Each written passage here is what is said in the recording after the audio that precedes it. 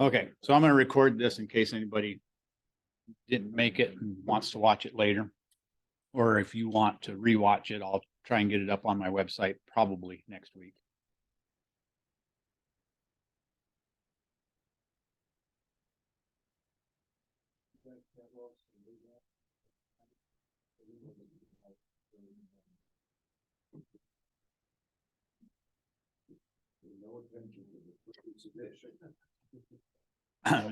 Prices did not go down is what I'm hearing, right?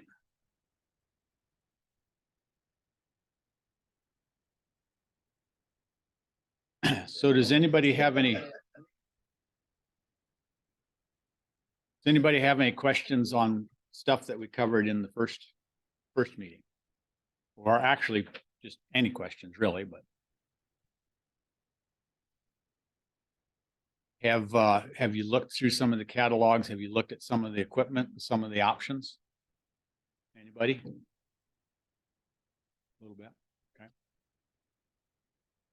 Next week we'll get into equipment, and at some point tonight we'll split up. And Dean brought a bunch of stuff in, so each one of us will kind of take a station and maybe explain some of the equipment, give you a chance to ask individual questions.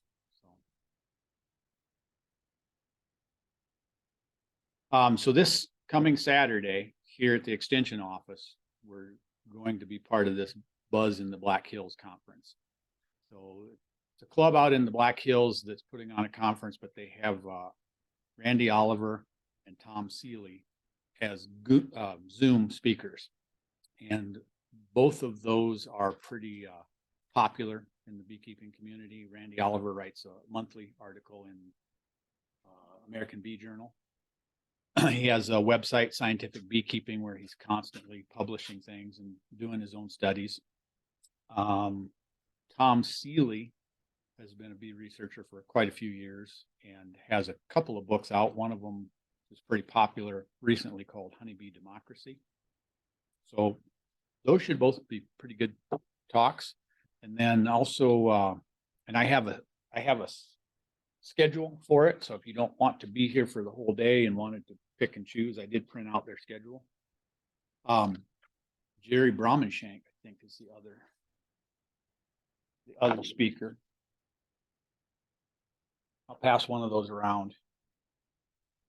Yeah, Jerry Bromenshank. I know the name. I don't quite what I know him from, but should be something worth listening to.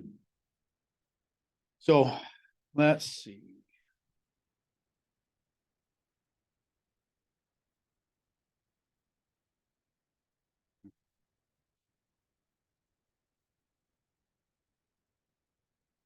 I'm going to pull up the Kahoot, and this is, like I said, just a quiz, just to see what you remember from last time around.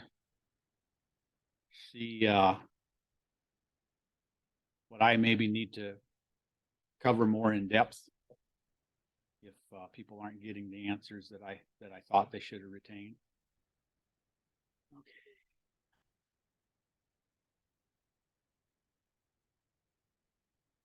All right, so if you're on Kahoot, let's see. Classic mode.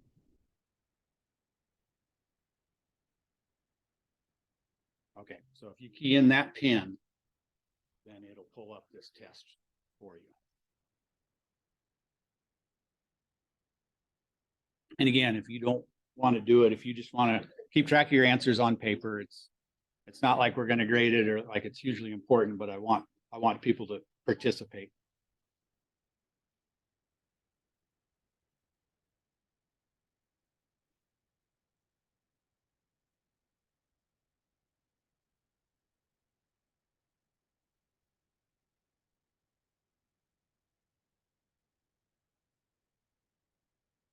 So is everybody on who's going to get on or trying?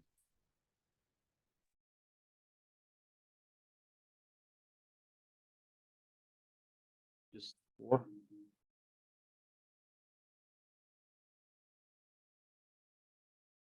Okay, I'll start it.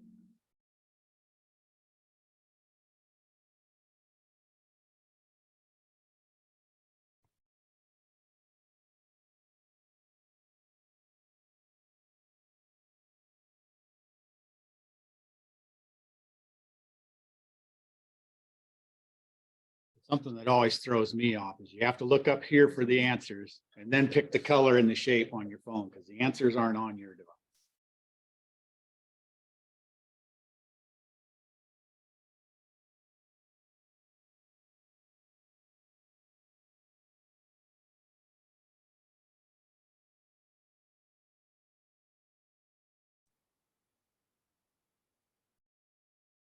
Okay, good. Everybody got it. So 2 million, which is a lot.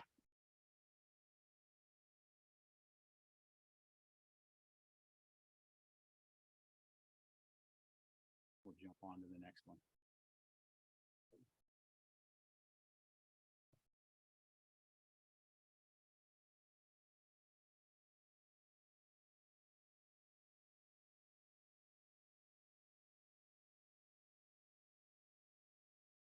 So we got all 4 answers. Can I can't advance it. Okay, we all got that.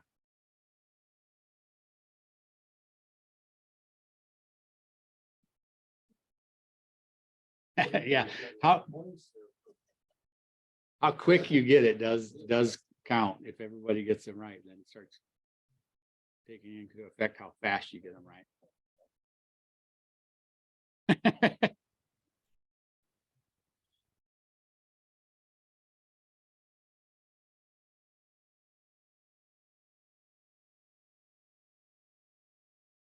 Okay. Wow. Yeah, so they make honey out of nectar. So you know the plants are producing the nectar basically to attract the bees because they need pollination. They need somebody to spread the pollen around. When the bee comes in to get that nectar, it picks up the pollen. But basically, nectar it's got some sugars in it. You know, certain plants, some are sweeter than others. But yeah, the bees take the nectar back to the hive. Basically, goes through a process of dehydrating it, getting the moisture out of it, and concentrating the sugar to make the honey.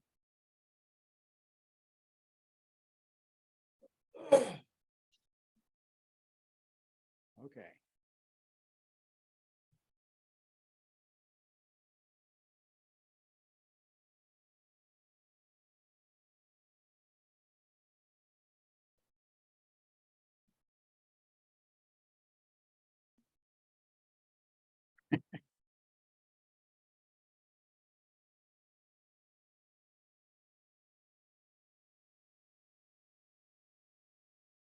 Wish there was a way for me to advance it, but I don't see anything.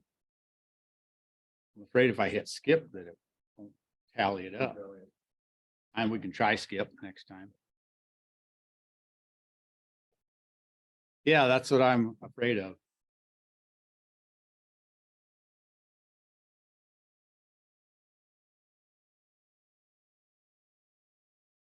And you'd also think that the software would be smart enough to go ahead and advance when everyone has answered.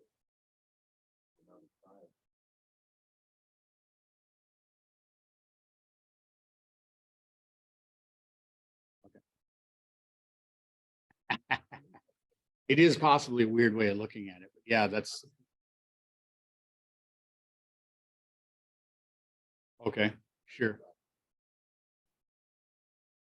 Sure. Yeah, that's the only time the queen mates is, you know, when it's a brand new queen from a swarm or from what stayed put in the original hive, and that's the only time that the mating is done. But yeah, the whole swarming process is considered to be their means of reproduction. Yeah.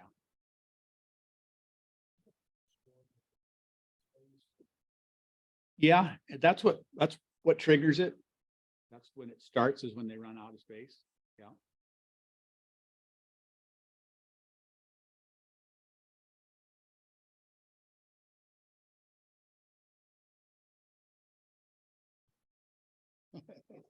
Can you change it?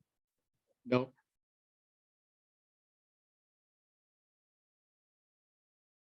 That's what gets me is when I try and do it in a hurry.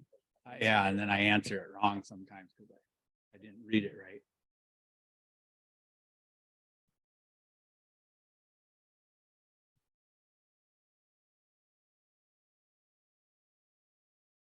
Oh, it advanced that time. So yeah, everybody got it. Removable frames. So basically, that's what allowed us to look and see what was going on without having to destroy a hive or cut it up and make a total mess out of it.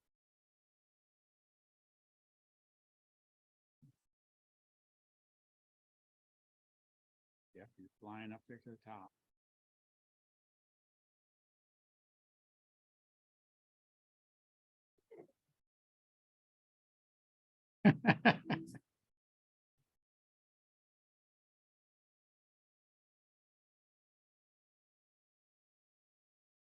Right. I'm going to try skip this time. Let's just see what happens. Hopefully it doesn't screw us up. No, it worked. Yep. Picked the wrong one. All right. Well, now we know skip works. Jeff pulling ahead.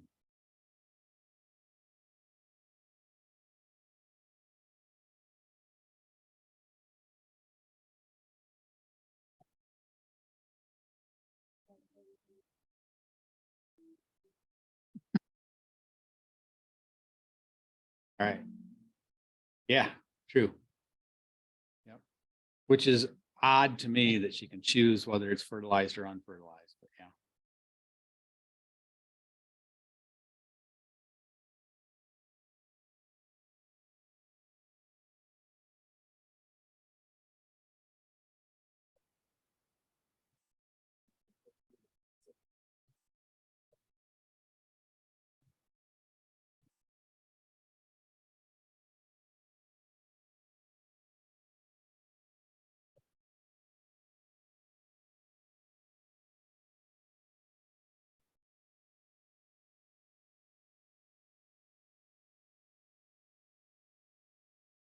Here we go.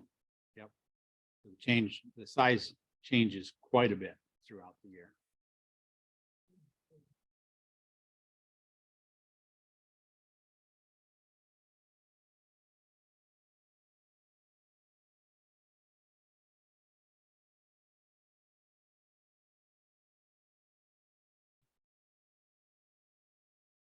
All right, cool. Yep. So if the population peaks right before that nectar flow kicks in, that's when you get a really good crop of honey. So a lot of times that's what we're trying to do in the spring is build the bees up and time that build up so it peaks before the nectar flow.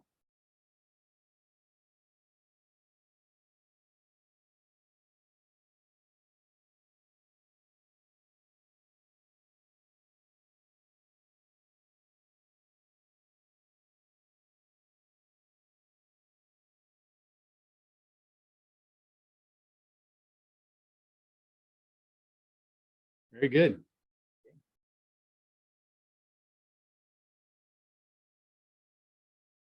Just barely holding on. You skipped it? I thought I hit it and it didn't take that. Last one.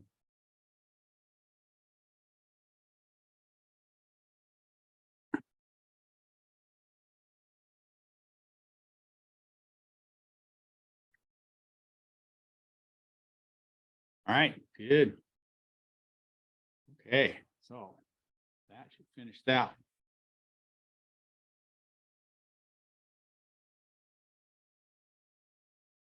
Well, it cut off your name.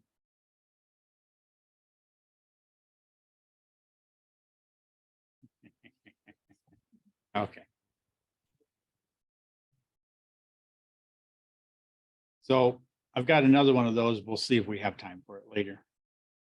So next. That. All right. Any questions or anything?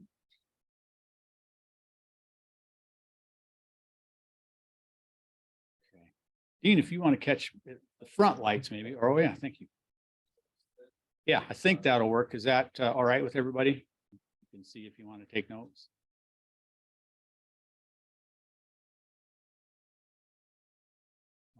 Excuse me a second. I'm gonna...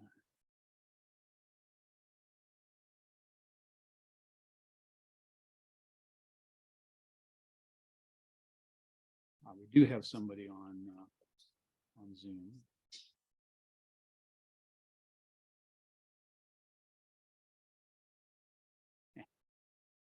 So if anything goes wrong with Zoom, I'm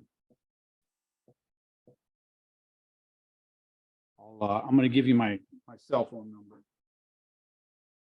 So send me a text if something's not working right on Zoom, because that's about the only thing I can pay attention to is my phone. So it's 712-577-0714.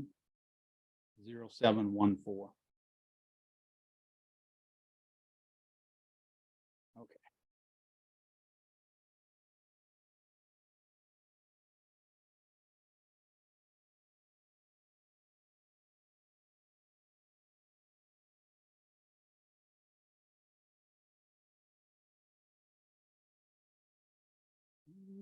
Got that covered. I have a printout up here that I got off of the sign up sheet. And when I printed it out and started arranging fields, I realized I didn't have a field for your name. So at some point, if you can come up and find your email address on the sheet and put your name in there. I don't know how I missed that. We talked about the Zoom. Is anybody thinking about coming Saturday to the Zoom class or the Zoom meeting? Okay, cool. Bill, you're going to Sioux Center? You coming, or are you coming to here, Sioux Center? Okay, all right. Might be a small crew here. I'll have to ask Julie how many people have signed up. Again, this session, the slides are on my website, and going forward, the slides are out there. So how many people got a chance to go through these slides for session 2 beforehand? Okay, all right, good. Okay, so I'm not going to read these off then. So I'll try and maybe add some information, and maybe I'll start asking you some questions to get back. If anything gets skipped or I'm going too fast, like I said, the slides are out there, so you can view them at your leisure and pick things up.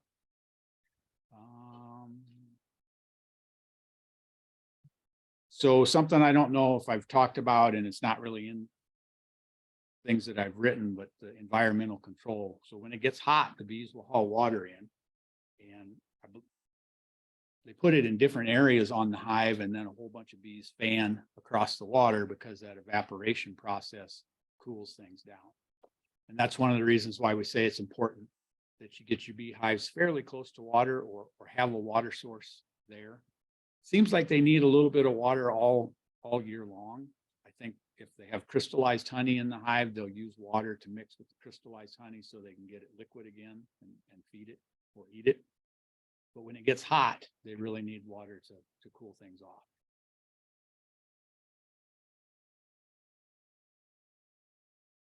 So, and I always like to give this example. If you've had cats, you can tell by looking at them that they're communicating. You can tell one of them is making the other one mad, but how are they doing it?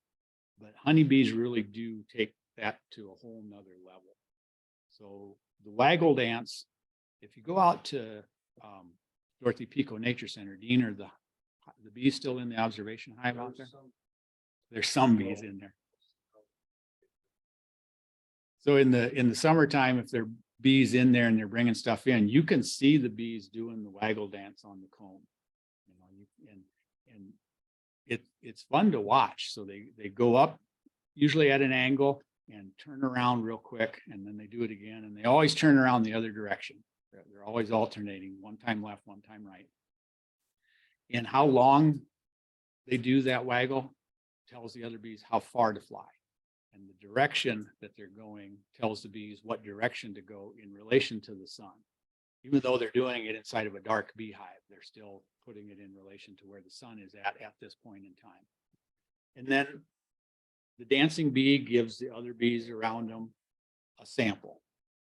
And there are lots of bees dancing. So they're foragers or potential foragers who don't know where to go yet are going to run around and take a bunch of samples, and they're going to find the sweetest nectar that's the closest or the best combination, because the sweeter it is, the less work it is to turn it into honey, and the closer it is, the less work it is to go out and get it. So they're actually able to make an informed decision on where they're going to go.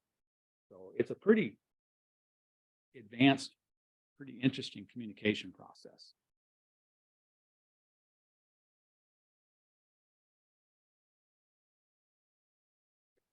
So I've covered this. Colony is a name that we give to a functioning, self-sustaining group of honeybees.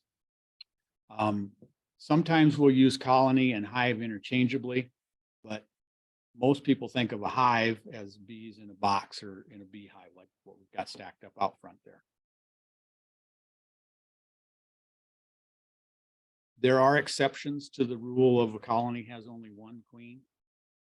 Sometimes if a queen is failing, the bees will raise a new queen, and if the new queen isn't aggressive towards the old one, both of them may coexist for a while. Someone, can't remember if it's Randy Oliver, Michael, can't remember which one it is. One of the guys you see on the internet a lot that's raising a lot of queens says that if you're raising queens, you need to make sure that the bees that you're putting in the hive don't have a queen with them. And he says one mistake people make is they'll look for a queen, and when they find her, they assume that's the only one, and then they just start shaking bees. He shakes all of his through a queen excluder, and he says 20% of the time he finds two queens in a hive. So it's more than what some people think. Making of queens? Yeah.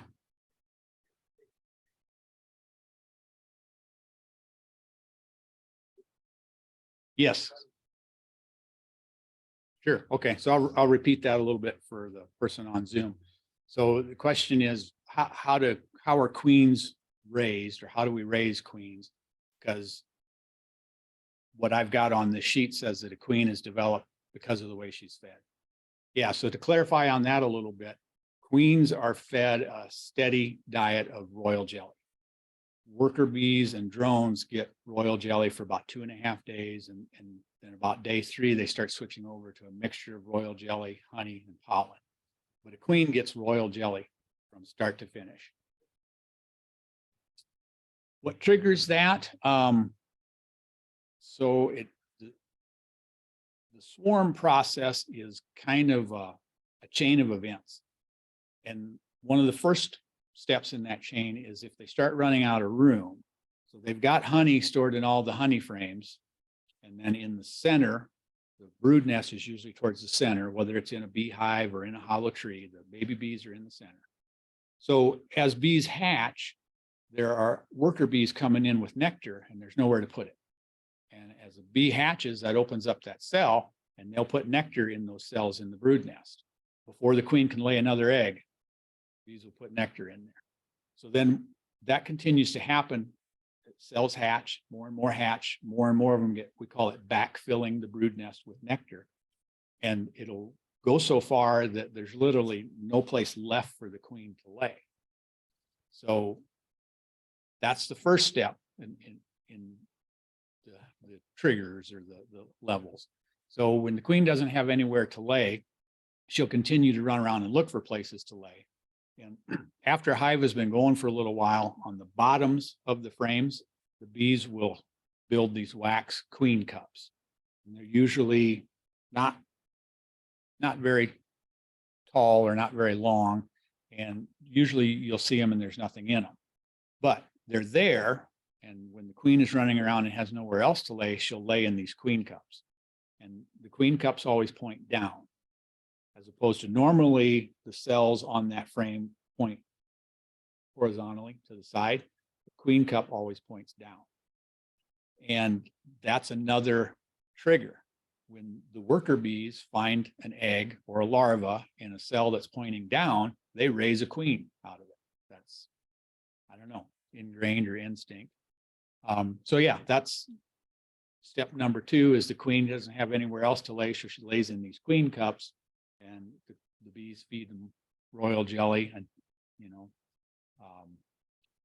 about the time that those queen cells are capped, that is when half of the bees in the hive know, okay, these are about to hatch and it's time for some of us to go find a new home. That's when the original queen and half the bees will fly out, look for someplace else to live. As far as raising queens, we try and mimic as many of those triggers as we can to get the bees to raise queens, and so that we end up with quality queens. So one of the first steps is you crowd the bees. You shake a whole bunch of bees into a few frames. You make them queenless, because that's another trigger. It doesn't happen in the swarm process, but it's another reason that bees will raise a queen. If the old queen dies, they will find a larva that's the right age, and they will feed it nothing but royal jelly, and they'll raise a queen out. So the second thing we do to raise queens is we make all of those bees queenless. The next thing we do is we give them larvae in cups that are pointing down.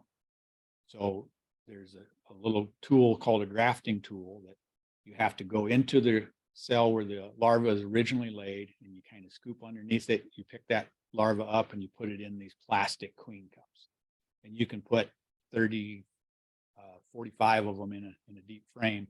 You stick them in this hive that we've made queenless, that we put a whole bunch of bees in, and all of the triggers are there. They're crowded. There's no queen. They're out of space. They've got larvae in queen cups that are pointing down. So they're going to raise queens out of those. So.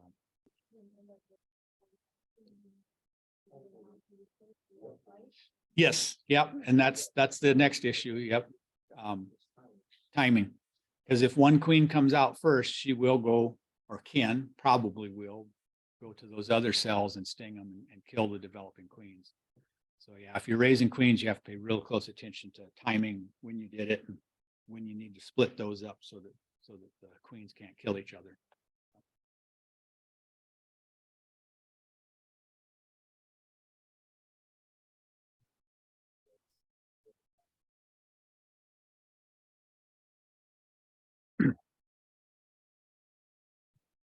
So for normal purposes, pretty much no bee can survive on its own, or not for very long. There's different ways you can handle a new queen. For people like Dean and I, what we do is we'll put, before that queen emerges, we'll put the queen cell in like a 2 or 3 frame nuke. It's got bees, it's got some resources, but it doesn't have another queen. And they'll recognize that queen cell and they'll wait for her to hatch. They'll take care of her. Commercial queen producers will sometimes take a lot of cells into an incubator, and each queen cell is in a cage, so the queen can't get out of it, but she can come out of the cell and run around in the little cage, and the incubator keeps her warm enough. And then you can also put them in different things they call a queen bank, where queen's still confined, but there's bees in there that can take care of them. Like commercial queen producers sometimes have to hold them for a while because maybe they don't have enough bees and equipment for them to go out and get mated. And then sometimes they'll get them mated, and then they'll go back into a queen bank until they have someone to sell them to.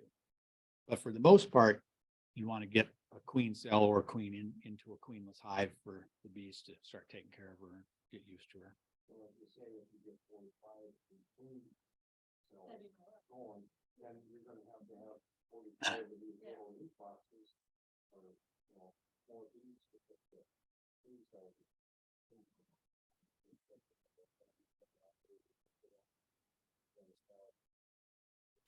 To find the queen that's in the hive, so you don't take her, like you take other kinds of stuff. That's not very long.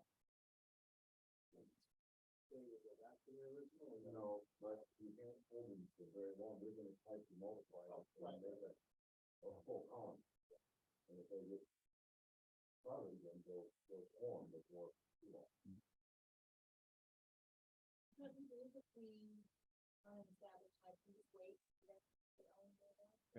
I'll repeat that again. So if you lose a queen in an established hive, do you just wait for them to raise a new queen, or do you buy another queen? Both are viable options. Sometimes it might depend on the time of the year. If you lost a queen late in the year, it might be too short a season for a new queen to go out and get mated and things to start building up again. The other thing is, if you lose a queen and you let the hive raise a new one, it takes a while. We'll get into the stages at some point, but I think it's 16 days for a new queen to emerge. And then it's going to take her a week or 2 to go out and get mated and start laying again.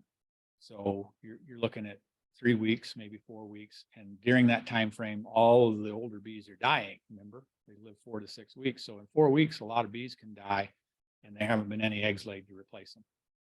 If you have a really good, strong hive and you think you're in an area where a mated queen would pick up some good genetics, yeah, you go ahead and let them raise a new one.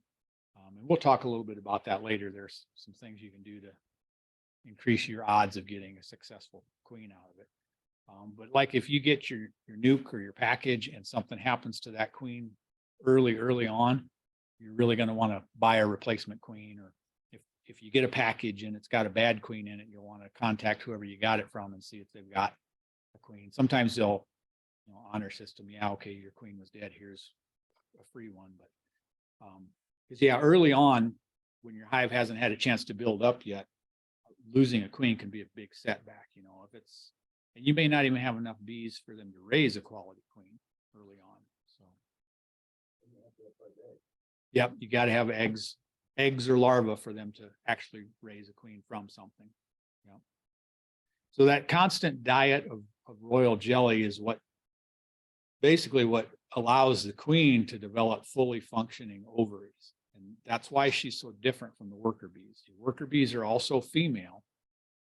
And worker bees can lay eggs, but they can't lay fertilized eggs because that part of their reproductive system never gets developed.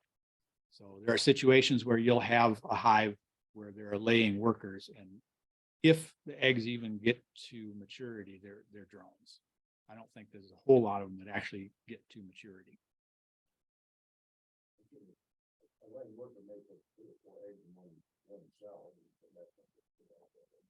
Yeah, that's the other thing. Laying workers, their abdomen isn't as long. And so instead of see how these eggs are pretty much in the center of the cells, laying workers will put them on the sides.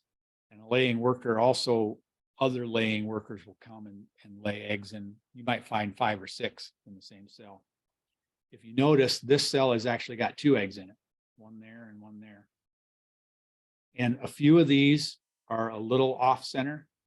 And this is a picture I took, and it was a virgin queen. Sometimes virgin queens don't get it right every time. Kind of takes them a little bit to get into their stride. So sometimes you'll see a couple of eggs. It's not a concern. If you see 10 eggs in a cell or multiple cells, then you've got a laying worker situation. Yeah, or if you do have a queen, she's not functioning much at all. Yeah. That topic, that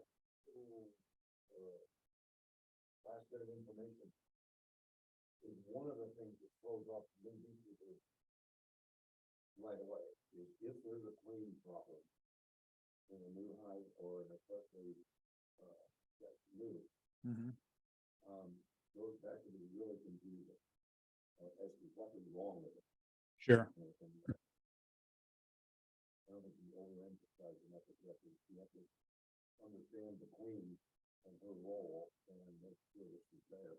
Yeah. So yeah, the importance of the queen and her role, and one here is pheromones. So I think in this set of slides, I explained that one of the first things that a bee does after it emerges out of its cell is cleans other cells for the queen to lay in and feeds larvae. Well, this is in the brood nest. If they're cleaning out cells where the queen is going to lay an egg, they're coming into contact with the queen too. And they'll feed the queen, they'll clean the queen, and every time they touch the queen, they pick up some of that queen's pheromone. And then those house bees go out and they touch other bees and they pass some of that pheromone on to the other bees. So the queen's pheromone gets spread throughout the whole hive because the bees are always touching each other.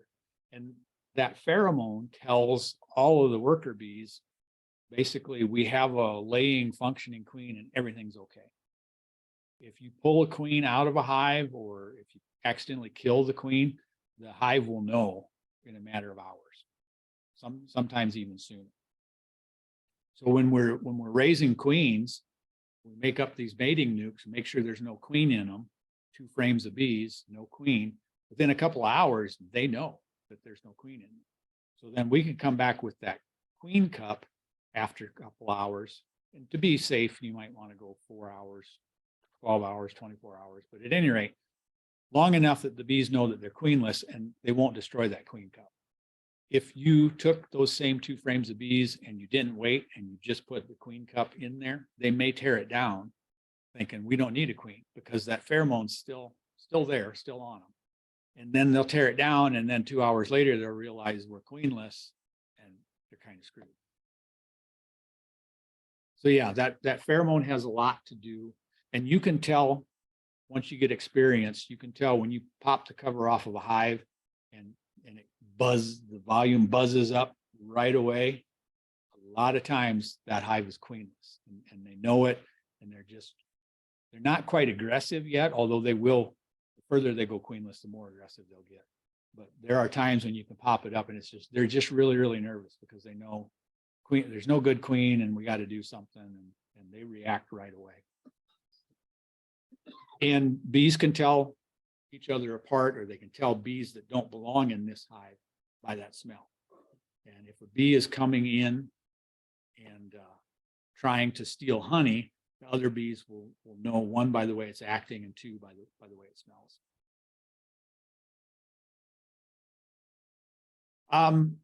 They'll try and keep it from getting in the hive. And if things get bad enough, they'll fight. They actually, when they fight, they'll pull hairs off of each other. And sometimes you see them rolled around like this, like 2 cats, butt to nose, trying to sting each other. But for the most part, they're pulling hairs off. I've even had bees, it's like instead of just crawling on you, you feel like something's different, and you look and they'll actually pull your hair sometimes before they get upset enough to sting you. It's weird. But yeah, if it gets bad enough, they'll actually fight. You'll see some of them rolling around on the front of the hive or on the ground in front of it, and they will kill each other. If like enough bees are trying to get in the entrance, they can kill a lot of the bees in the hive, or vice versa.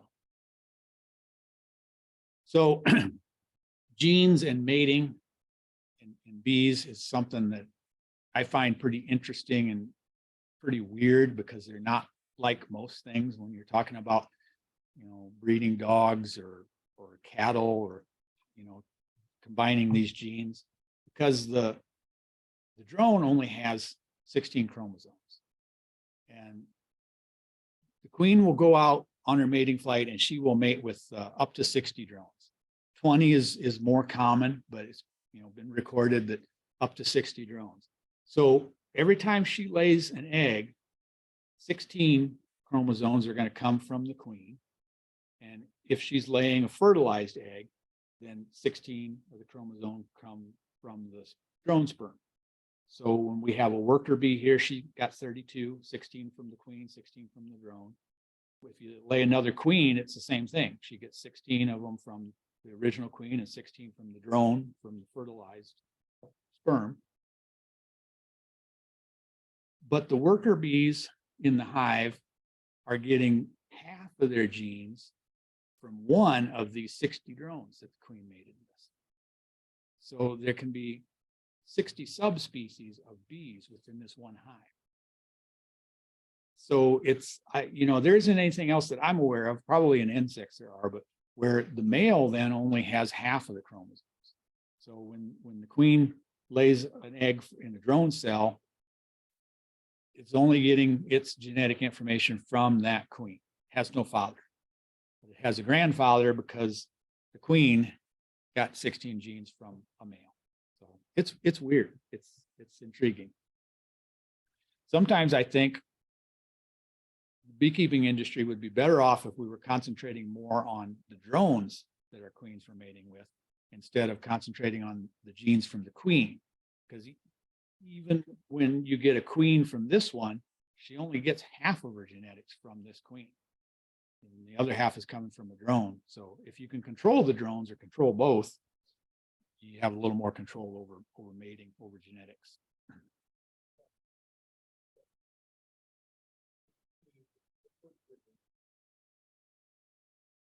So the queen's trigger to whether or not she lays a drone or a worker, drone being unfertilized, is the size of the cell that she's laying in. So the foundation that we use is all 5.4 millimeter. There are variations, there are smaller, but well, actually the demonstration hive I've got out there, half of them are 5.4 millimeter cells and half of them are 4.9. So either one of those, the queen's going to lay a fertilized egg, and that's going to develop into a worker. When you have 20 frames of nothing but foundation and the bees can only make them that size, then they will find places in between frames. And like if you have some really old comb, they will tear things down and they will build some bigger cells where they can. And that's where the queen's going to lay drones, is in those bigger cells. The queen does not determine. No, the queen doesn't determine the size of the cell, but the queen determines whether. That's true. The queen doesn't really determine the need for one or the other. It's like if the queen is wandering around and she finds a big cell, she's going to lay a drone in it. And that's interesting. For the most part, because of the way we force them into the frame, and all of that foundation in the center is all the same size. So in the spring, remember, population is really small and that ball of bees is really small, and they have to keep the brood warm. So the queen's going to start in one frame and she's going to lay just a small circle of eggs, and it gets a little bigger and a little bigger. In the centers of those frames, there are no drone cells. But then as the population increases and the brood nest gets bigger, then the queen might be out to an area where there's some bigger cells and she starts laying some drones. So you don't see drones until later in the spring, until the hives are building up. But Dave's right. It's more of a, not necessarily a coincidence. Yeah, but it's like the queen doesn't think, oh, I need to go lay some drones and I'll run over here to the corner and lay some drones. It's just, she's got this pattern she lays in, and when she encounters a drone cell, she lays a drone in. The queen will mate the cells with the cell. How like the cell is. So one reason to keep the queen safe, you don't want her to damage that little bit of the body. If you lose the antenna, you can't tell how big the cells are.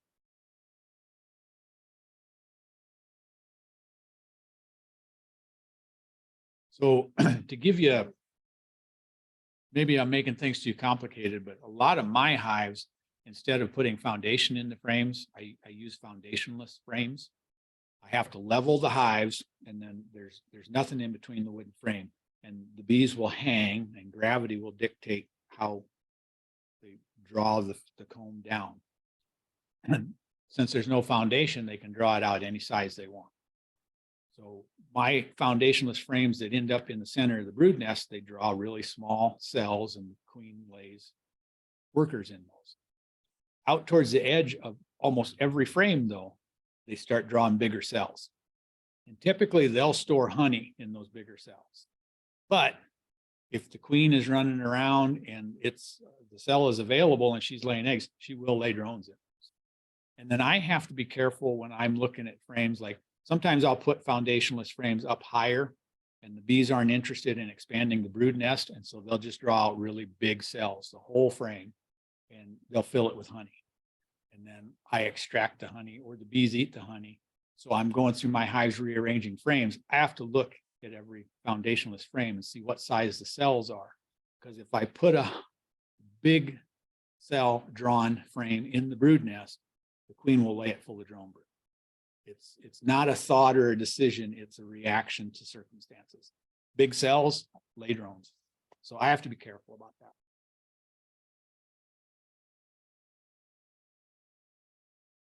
So I'll ask some of you to volunteer, since all of the bees come from the queen, and pretty much the temperament and everything comes from the queen. What can you see as a disadvantage, or you know, what does that say to you with all of them coming from that one queen? Anybody? Yeah, if that queen is producing mean bees, then all of the bees in that hive, or all the bees in that colony, are mean. And by the same token, if we replace that queen in 4 to 6 weeks, all of the bees should have a different temperament, hopefully a better temperament. It's also one of the reasons why it's really, really important not to injure the queen, because there's only one. All of those bees come from that one.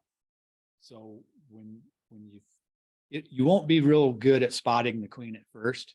So it's probably a good idea to handle every frame like the queen is on it, because she could, until you get good at seeing her. So we'll play around with the demonstration hive. We'll practice.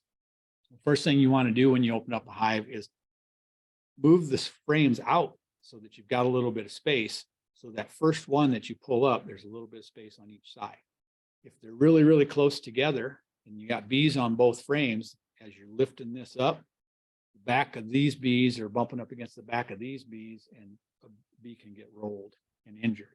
If the queen gets rolled and injured, like Dean says, she can't measure the cells very well anymore, or she can't get the eggs down into the bottom, and things can really get out of whack.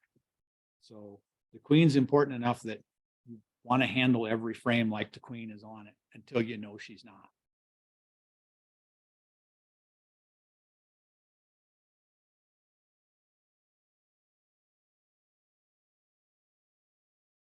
So I don't talk a whole lot about this, but drone congregation areas are kind of interesting.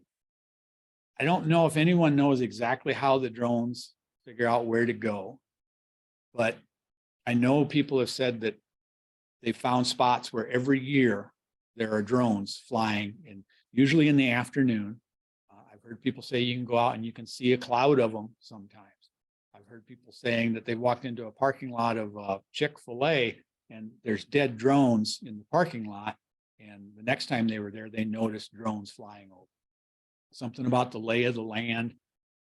The drones find them, and the queens go out and find them when there are virgin queens flying.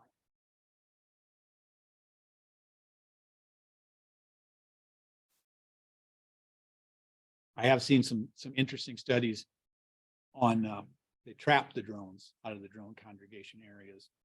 And it's amazing how many different colonies the drones are coming from.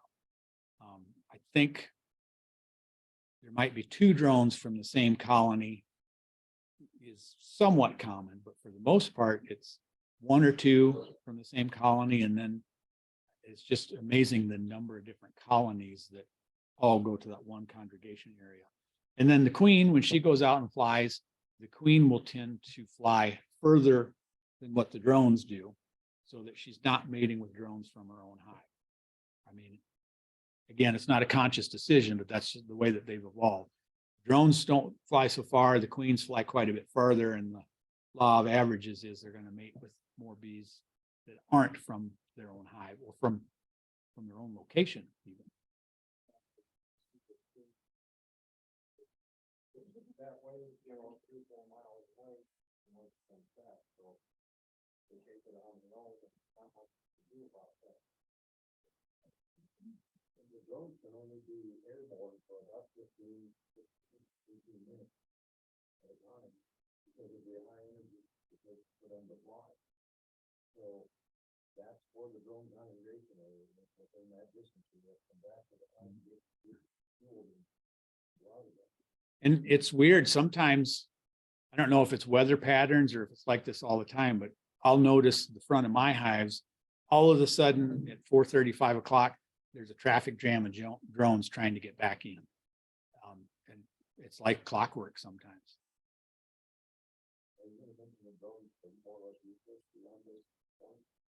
Yeah, the drones, if it's bad enough they die in mating, but then when fall comes around, they kick them out because they don't need them anymore, and they starve to death, or the turkeys hang around and the turkeys eat them. But yeah, they say that other than that, the drones don't do anything. They don't do any work. A lot of times they don't even feed themselves. I don't know. That sounds right. I've heard some speculation that there may be some things that the drones do for the colony that we're just not aware of, that we're not studying, but nobody has proved it yet.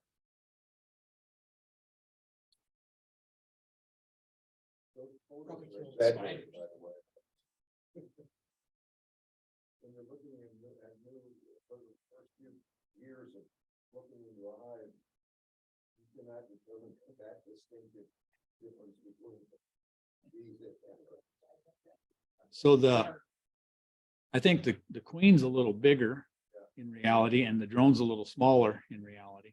But the drones are definitely bigger than the workers, noticeably bigger.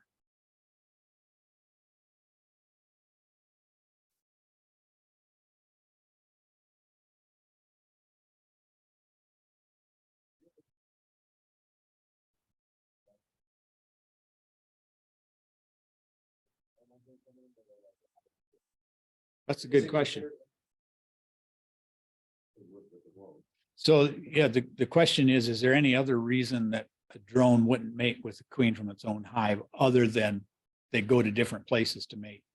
I've never seen anything or heard anything. I do know that if a drone that's too closely related to the queen mates with her, that when the fertilized egg, what do they call it? The allels are too similar, and the larva will abort.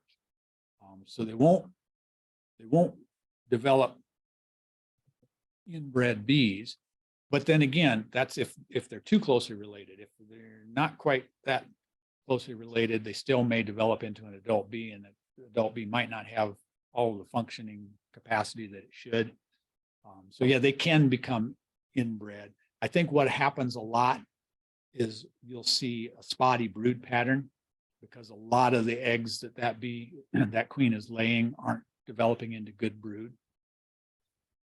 You would think that the pheromone would be a cue that the drone could use and not mate with a queen from its own hive, but I've never heard of anybody talking about that or studying it. It's possible. I read that the queen had a queen acceptance as opposed to the drone avoiding the queen. The queen knows the drone's sent and just doesn't accept it. That could be, yeah. She didn't bring it back. Yeah. Well, and it all happens in the air and happens so fast. There's not a lot of control over it. And it's going at what, I don't know, 15, 20 miles an hour, 30 feet in the air.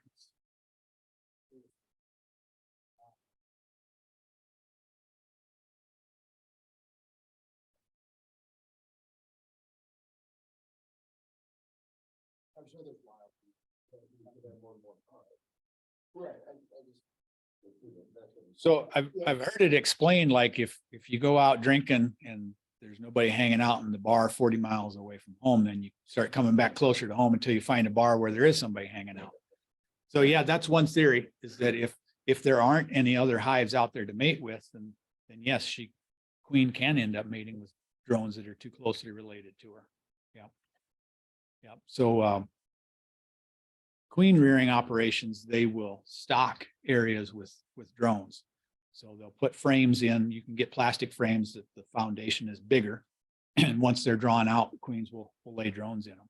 So if they're doing things right, or like we hope they do, they're selecting for the drones.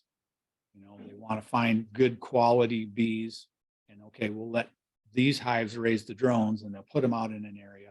And then they select different hives to graft the queens from. And then when those queen cups are ready, they put them out in those other areas where they've stocked the drones ahead of time. So, but there's still a lot of random variation in what drones are going to be out there in the congregation areas. There are places where they've done mating programs on islands. So the island is far enough away from anything else that they have total control over the drones. But I don't think there's a whole lot of places that you can do it, and I'm guessing it's a lot of work. But yeah, you can do it that way. Yeah, yeah. So the bees do different duties as they age. So we talked about what right away when they emerge, they start out being a nurse bee, feeding the other bees. Some of the other ones are house bees. House bees will find dead bees and take them outside. The last stage is the field bee, where they're foraging. They're going out and finding nectar. The bee will spend a lot of its time in the hive and not really have any idea where the hive is at. So one of the first things that they do when they start going out And you can watch this. I mean, again, a lot of times it seems like it's in the late afternoon, is they'll come out of the entrance and they'll fly in a little circle. And that circle gets a little bigger and a little bigger and a little bigger. And they're orienting. They're figuring out, where did I just come from? So, they fly away a little bit and they turn around and look, and they fly away a little further and they turn around and look. And they're looking at the things that are around them. So you can see them doing that on a pretty regular basis. That's one of the first things they have to do, is figure out where the hive is at. At some point, they end up with such a good sense of where they are that when they're coming back into the hive, if you stand in front of the hive, sometimes they'll fly right into your back because they're not even looking. They know right where the entrance is at, and they're kind of on autopilot. The other thing is, you can pick up a hive and move it literally 6 inches, and a bunch of bees will start coming out and fanning at the entrance. So there's a gland on the tails, or on the tail of the bee, called a Nasanov gland. The Nasanov is the location scent. So you move the hive 6 inches and enough bees notice it that they start fanning that Nasanov gland, so that any other bees that are coming back that get lost because it's 6 inches different, they can smell where the entrance is at. I mean, I've done it. I've moved it 6 inches and I've seen them start fanning right away. It's incredible, their sense of location. Another thing is the bees do irritation place, because they're right around the front of the hive. A lot of people think, oh, my bees are swarming because there's a whole bunch of them flying right here getting ready to take off. After a while, they learn, they're just flying to find out where they need to come back to and stick at home instead of circling around, flying off and swarm. Another thing that you might not consider, they progress through these different jobs, as they age, and they can go backwards, but they're not like a worker bee or a field bee that has to go back and feed larvae. They're not as good at it. The gland that produces royal jelly isn't as good. So when we're raising queens, we try and get nurse bees in there to raise queens. And there are some tactics or approaches to raising queens that you open up a different entrance and the worker bees go back to the old location. So you actually get rid of the worker bees. Theory being they're not any good at feeding queens anyway, so make them go back to the original hive. So they can change duties and revert, but they're not as efficient at it.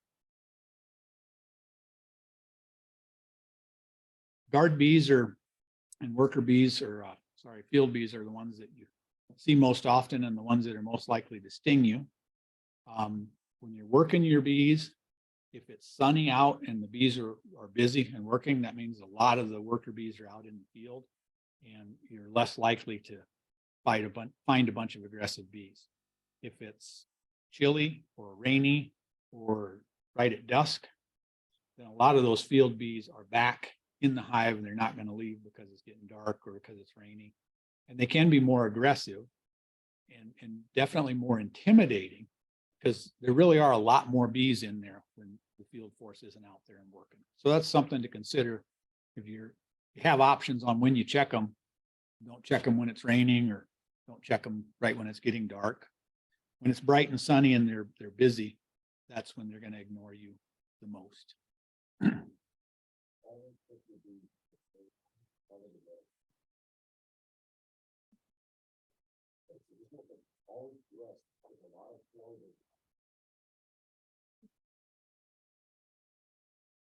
So here's the timing. So they're all an egg for 3 days. The queen's only a larva, and the larva is the little white C-shaped for 5.5 days, whereas a worker is 6. The queen's only a pupil for 7.5. So a queen will emerge in 16 days. So if something happens to the queen, they will find larvae that are the right age, that they've always had royal jelly. So if you pinch the queen accidentally on one day, they're not going to wait for an egg 3 days. They're going to find something that's already the right age. And so it's not going to be a full 16 days. It's going to be more like 12 before you have a new queen emerging. That's if the resources are available for them to raise a queen from. You can use that mass when you're looking in the hive and you can't find the queen. If your eyes are good enough that you can see eggs, then you know the queen was there at least in the last 3 days. Maybe you can't find eggs, or maybe there really aren't any, but there are young larvae. Well, you know, 4 days, 5 days. If you're not finding anything but pupa, or that's the capped brood, you can't really see in there, but you see nothing but capped cells and you don't see any larvae, you know, it could be around 7 days ago that maybe something happened to the queen. It might be that far gone.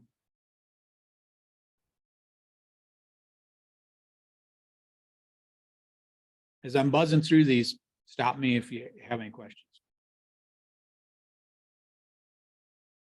So this is not my picture, but this is a pretty decent picture, especially of these in here. These are really healthy looking larvae. It's something that you develop a feel for. You're going to have to look, and you're going to have to see some frames of bees before you get an idea of what's unhealthy larva or what's okay. But there's a lot of royal jelly around all of these. So that hive is doing well. It's got the resources that it can provide that much royal jelly to each larva. It's a sign of a healthy hive. So they'll be in this larva stage for a worker for 6 days, and then they're capped. So they're 12 days as a pupa, which is capped. And you can tell a little bit in this picture the different ages. So this one's a little younger. See how the C isn't completely touching itself, as opposed to these. Maybe not that one, but these two, the C has come all the way around to where each end is touching itself. So those are older. And I don't know if it's a day, 2 days, but definitely older. This one and this one may be a few days from starting to stretch out and getting capped at the pupa stage.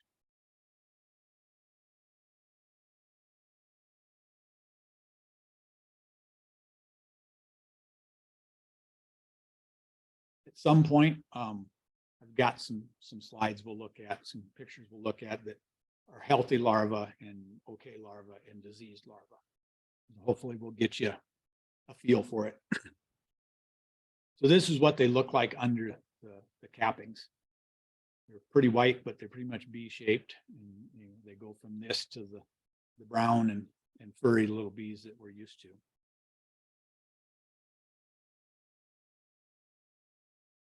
All right, so we'll watch this. If you have any questions, stop me.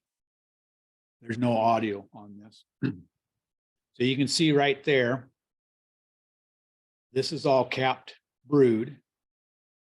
You can't tell it from this distance, but this is open brood. And then out to each end, there's some capped honey. And that's a pretty common pattern. I mean, you'll see that quite a bit.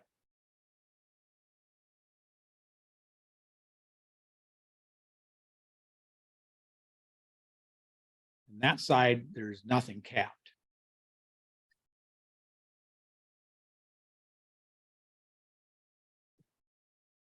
So again, all of this down below is capped brood. And you can see there's some holes in this. This frame might have a few more cells that aren't laid in than what I'd like, but it's something you'll hear spotty brood pattern. It's not spotty brood pattern. They'll intentionally leave some holes. One of the theories is they leave some of those so a bee can go in this hole and generate heat and heat all of the cells around it. So you might see a little bit more of that in the spring or the fall when it's cold. But these are all capped brood. And again, you can't quite see it yet, but I know from watching this is open larva up here.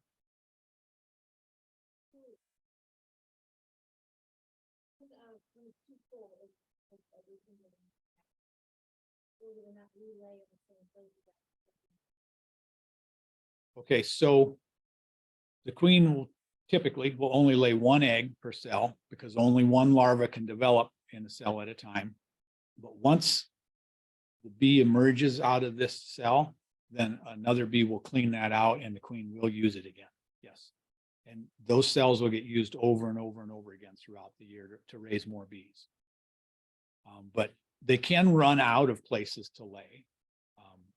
I mean, you can have a situation where instead of them bringing in so much nectar that they're full, they could lay so many bees that they're out of room to lay. But as soon as a cell opens up and the queen is nearby, she'll lay in it. And it's a 21-day process.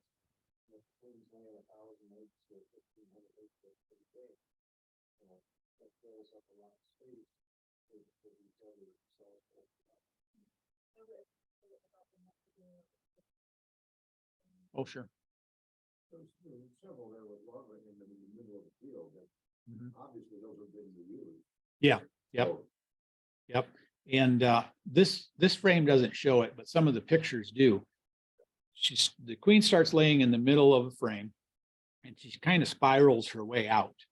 So the eggs in the center, or the larva in the center, or the caproot in the center, they're older.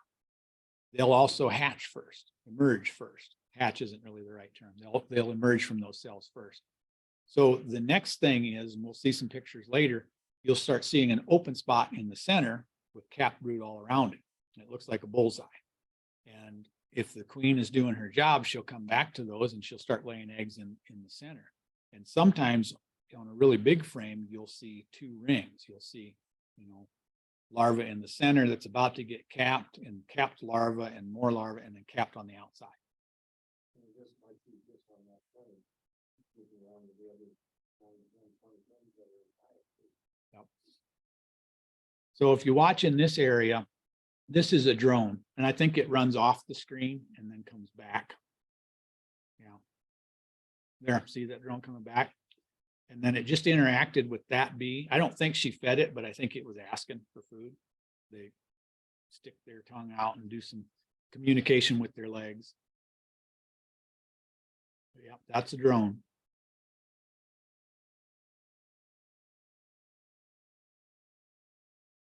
You'll see quite a few bees over here with their heads in cells. I think most of these are honey or nectar, so they're actually putting something in or getting something out, especially right there. But then some of these have larvae in them, so they might be sticking their heads in those to feed them. So this starts to get to where you can see the larva, the little C-shaped white larva. This is a yellow frame out in the sun. It picked up some yellow color from that. So this is not typically the color that you would see. Yellow brood is usually diseased, but that's just a color shift on the camera that I couldn't do anything about. But you should be aware of it. It should not look orange or yellow. Those are completely filling the cells, and those are about to get capped. They're about to the right stage. They're going to get capped. Another thing with the foundation you use, to see an egg in a yellow frame foundation is harder to see in the black foundation too. So it highlights that white face down in there a little bit more too. So you have choices when you get foundation.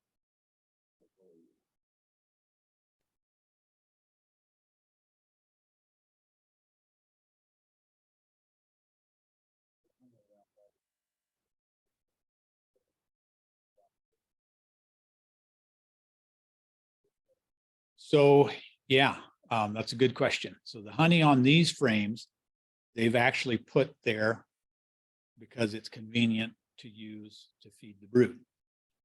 Whereas the honey that they're really stocking up and storing, like for winter, they'll put in the upper boxes. And some of that is because we manipulate them a little bit. We put a queen excluder on sometimes so the queen can't lay in those boxes. Or if you don't like queen excluders, you put the box on there and let the queen lay a little bit, but then put the queen excluder on, because the bees don't want to come up through the queen excluder to work in a brand new box. But a box that's already been worked in or already has honey in it, then they'll make the effort to go through the queen excluder. So that's a little bit like we manipulate them to store the honey in the upper boxes, and they're usually shallower so that we can work with it easier. But they do place some honey and pollen on these brood frames, so it's convenient. They don't have to go all the way to the top of the hive or somewhere else to get pollen and nectar. That's another pattern that we'll see in some of the other slides, is you've got brood on the center of the frame, and right at the edge of the young larva, there'll be like a rainbow of pollen and then honey on the outside of that. That's pretty common, and it's something that they do to keep it close to where they need it. Oops.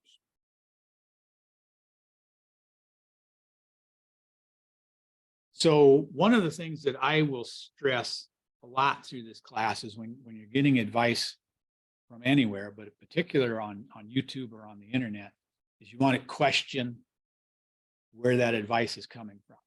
So if someone is saying, oh, you don't need to insulate your hives to get them through winter, figure out, is that person living somewhere where they have a winter like we do, or are they down in Florida? Because beekeeping is local, and the advice is local. So you always want to consider where the advice is coming from. Not to pick on Todd or Phil, who got up here and talked at the first meeting, but Todd said, when you got to work your bees, you got to work your bees. And he says, there have been days when I've got stung, what do you say, 60 times. Phil said he doesn't want to have bees in his yard, that he has to have a hat and veil to work. So if Todd got stung today, yesterday, I bet you couldn't tell you where it was. And the same thing with Phil, and same thing with me. If I can't see them, it doesn't hurt, it doesn't itch. If you got stung today, you're probably going to know where it was for 4 or 5 days. So take that into consideration when Phil says, I work my bees without a veil. Don't just assume that you can do that because you're in a different situation. And then, I mean, that's great. I've actually was in his yard and had my hat and veil, and finally at some point decided this is useless. His bees are just really, really calm. There were, I don't know, 24 of us standing around, and everybody was handing frames around and looking at them with no protection. They were really, really calm. But you might want to wear that protection. So drones don't have a stinger, and you can see that their butt is really round. It doesn't come to a point. That's one of the ways that you can identify them. Drones are really good to practice picking up bees. At some point, if you're going to mark your queens, and I need to learn how to do this, it's a lot better to be able to pick them up with your hand and mark them. There are cages and things that you can use. And I did it last year when I'm putting the little cage over the queen on the frame. She started to sneak out, and I pinched her, and she got a bulge in her abdomen, and she couldn't get down in and lay eggs right. So you can practice picking up drones. You want to make sure that you're identifying drones first, but you'll get the hang of it. And then if you squeeze a drone too tight, like you might be about to crush it, they vibrate. So there again, you can get a feel for, you don't want to hold the queen too tight. So if you practice on drones, you can get a feel for that.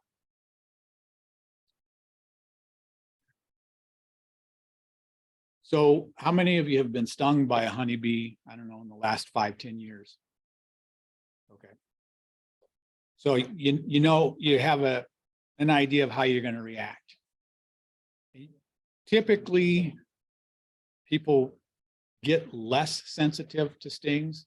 I mean, it goes one way or the other, but typically people get less and less sensitive to stings. But you do want to pay attention. If you get stung a couple of times and you swell up, and then the next couple of times it gets a little worse and a little worse, it does tend to stay in the same direction. There might be, like once in a while I get stung somewhere and it hurts a lot more, and I think it's just because of the location. Or sometimes maybe you get a bigger dose of venom and it might hurt for longer. But if you notice it's progressing worse and worse, you might want to do something about it. So itching and swelling around the sting site is normal. That's a localized reaction. Some people experience a large local reaction. When my second year of beekeeping, if I got stung above the elbow, I would puff up a little bit from shoulder to wrist and the elbow would be tight for about 3 days. So that was a somewhat severe local reaction, but every time it got less and less. If you get stung on the left leg and your right arm swells up, that's a severe non-local reaction and it's something to be concerned about. So they say anytime you get hives after getting stung or experience tightness in your chest or have difficulty breathing, you should seek medical attention. I keep an EpiPen on hand. It's gotten ridiculously expensive. Mine is expired right now. But it's not for me, it's for people who might be around, or if I go to one of the bee club things and there are new beekeepers. I try and keep one around. I have, if I can find it, this is a tester. Are you a nurse? Okay, so you probably know more than I do about this. This is a tester for an EpiPen. It's not the real thing, but it reacts like the EpiPen. And you normally would do it in your thigh, but to show you, you've got to hold your thumb here. And if I don't hit it hard enough, it doesn't do anything. But when I hit it hard enough, and that's training so that if you're in a hurry, you know what you need to do to give somebody an EpiPen shot. I guess you probably shouldn't pull it out like I just did either. It would be more like that. Anyway, you can pass that around and experiment with it. You do have to have a prescription to get it. I've always been able to just call my doctor and tell them I'm a beekeeper and they'll give me a prescription. So I've never had a doctor say they needed to see me or they wouldn't. So it shouldn't be too big a deal. So this is from the Mayo Clinic. So small percentage of people who are stung by a bee or other insect quickly develop anaphylaxis. And signs and symptoms include skin reactions, including hives, itching, flushing, or pale skin, difficulty breathing, swelling of the throat or tongue, a weak, rapid pulse, nausea, vomiting, diarrhea, dizziness or fainting, and loss of consciousness. Excuse me. So until you know how you react, I mean, I don't want to scare people away, but it can be pretty serious. So you want to pay, like anytime I have new beekeepers in my yard and they get stung, I make sure that every 15 minutes or so, I ask them, okay, are you having any trouble breathing? Or, is it, you got any hives? You want to pay attention to it. Once you know that you don't react severely, then it's not as big a deal, but you do want to take it seriously. Okay. So again, read session 3 before class next week. I made some changes to that one, I think, this week, but didn't really add any new information. So if you've already looked at it, I've rearranged things, but I don't think I added anything new. Yeah. So I think if you guys don't mind, I'm going to see if we still have someone on Zoom. I'd like you to come up and introduce yourselves and maybe say why you're getting into beekeeping. It doesn't have to be real big, but it's nice that we can all get to know each other a little bit. And then after that, we're going to split up. Dean brought in a lot of equipment. So each experienced beekeeper is going to pick an area and some equipment, and we'll have you come around. We can explain something to you. You can ask some one-on-one questions. Let's see.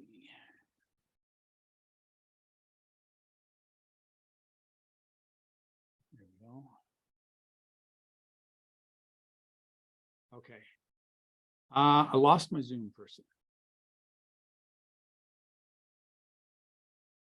So I'll go ahead and continue to record it. If you want to come up, come on up. If you don't want to come up, but if you don't mind, I'd like to have you tell us who you are. Yeah, please. Thank you. I need to say that. After freezing, my son was wonderful country big high for Christmas. Oh. I live in town. You live in Sioux City, Roger? Yes. Okay. I have to have been for all my neighbors. Well, And there's schools in our block. yeah, Several There's plenty of- yeah. I'm on the north side, but Do you have bees? yeah, I do have bees in my yard. You live up in Phil? Jackson. Or, I'm sorry, Virginia. I don't even know where I live. Virginia. The bees are definitely on Jackson at times. Do I have to worry about my neighbors being stung? You know, I worry about it. I've never had an issue. But yeah. I keep them as far away from the neighbors as I can. And, well, right in the middle of my property, you know, if at all possible. Something that helps is mine are behind my garage. So, and I've got there's some bushes on this side, so you can really only see them from the south side. If people don't know they're there, they're less likely to blame you or be afraid that your bees are going to sting them. You can just tell them they're coming out of that tree over there across the street. Not that I'm aware of.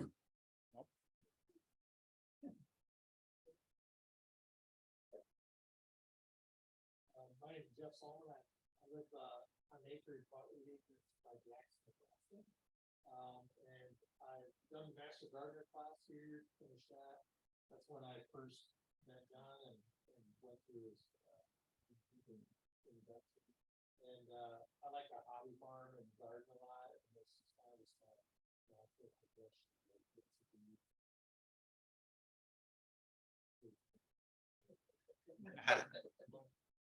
Never was. And money.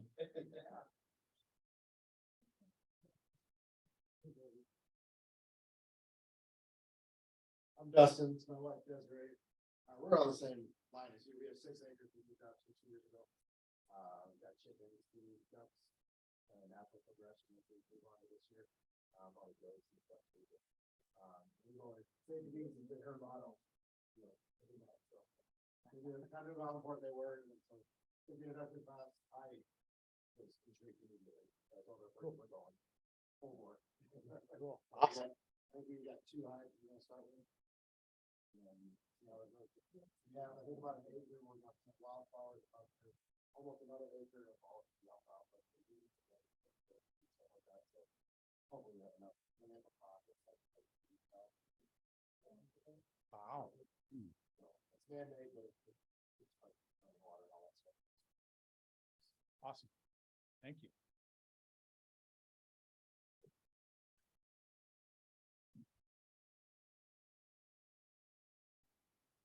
And I'm Chris Geiger, that's my wife, Leah, back there. We live out an acre, you know, like no one, about 30 acres. We got 7 acres of CRP and wildflowers. Yeah, we've got, sometimes some quail and chickens and all that stuff. And we just kind of got in it because we're getting older, going down from being really busy in life, and we like to stay busy, so. We got into bees and cheese is on to make jams and jellies, all that stuff on the side. Just enjoy it. So your CRP, you said 7 acres of it is 7 in acres. wildflowers? How long has it been established? It's 5. Okay, cool. Because they say for the first 3 years, the bees don't get much off of it. But if the seed mixture is right, the CRP pollinator habitat. And then we've got another patch that we put bees on for an neighbor of ours. Actually 46 acres Wow. of wildflowers. Wow. So those are, We've got a lot of. yeah, Lot. those are nice because the seed mix is timed so that there's always something bloom and it really extends the flow. Yeah. Yep. So a lot of the plants that are just growing around here wild, you know, clover and things all bloom in that June to July nectar flow. And then after that, not a lot, but the CRP ground has got something in it even after that and before that. And that's a great place for bees. I wish I had that much to get my bees close to. Cool, thanks.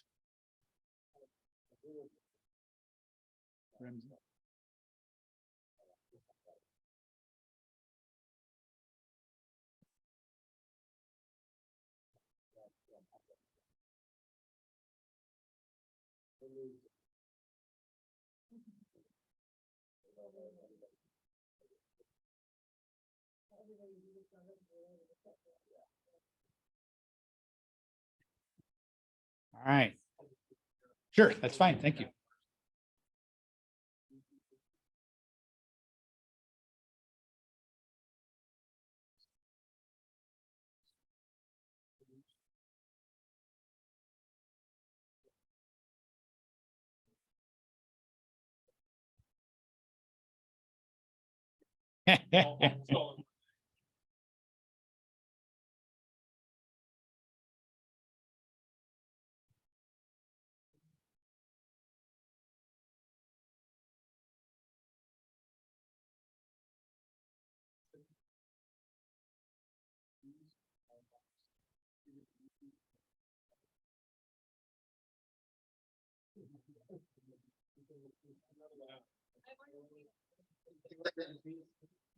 Well, you're committed. Well, but I did, like, I bought chicks. Before we had it, this is your motivation. You have to. Did you get these? We ordered them from cheap. I got No, them no, from no, Bomb- I got them from Bomb Stars originally, and then we got one from Phil. We didn't know, like, We did they jumped buy in these from before, people? yeah. So we're gonna take, you can take a break, or the experienced beekeepers are each gonna find a piece of equipment, and we'll kind of split up a little bit. And we'll just do a little bit informal for, I don't know, half an hour at least. Again, make sure you're asking questions, and there is no such thing as a dumb question. None of us knew whatever it was you can't figure out. We didn't know when we started either. So please ask questions. Phil, you got your pictures over there. Okay. What you got, Dean? The hive boxes. You've got all kinds of goodies.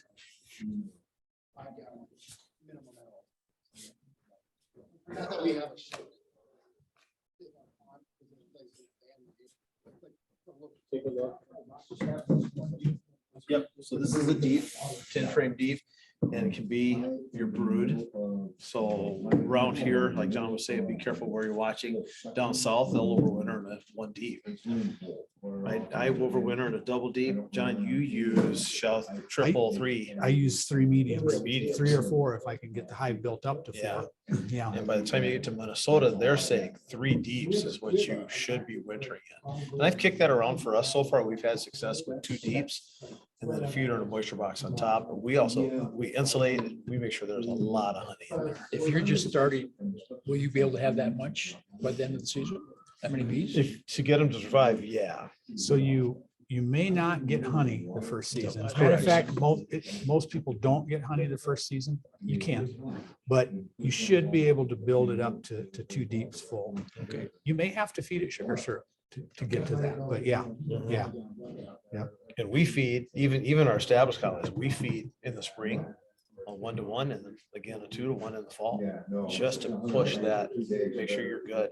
If they're taking it, we keep feeding it winter time till they quit taking it or till it freezes up. We can't use it. I've always been gun shy in the fall of feeding too long because you introduce a lot of moisture Yeah. into the hive. Yeah. But then again, if you don't do it long enough and they don't build up enough, they don't have enough honey and they don't survive either. So It's a balance. that is one reason why we'll feed 2-to-1 sugar syrup. So 2 part sugar to 1 part water in the fall. It's less moisture, less work for them to do.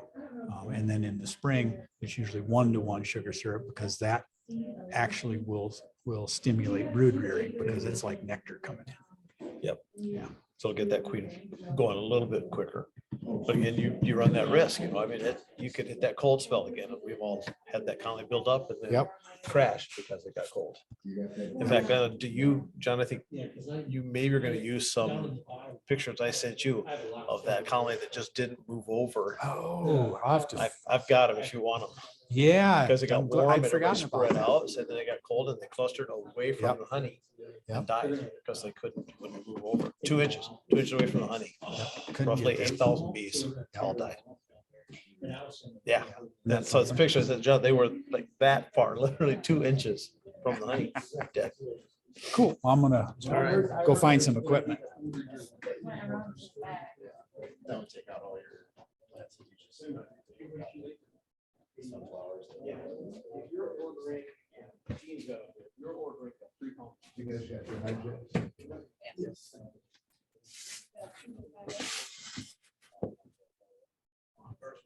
They're like wax. Instead of painted. How you doing? Good, how are you? Good. I need to get this to you before I forget it. Oh, okay. All right. So that's for 2 of you, right? Yep. Thank you. Appreciate that.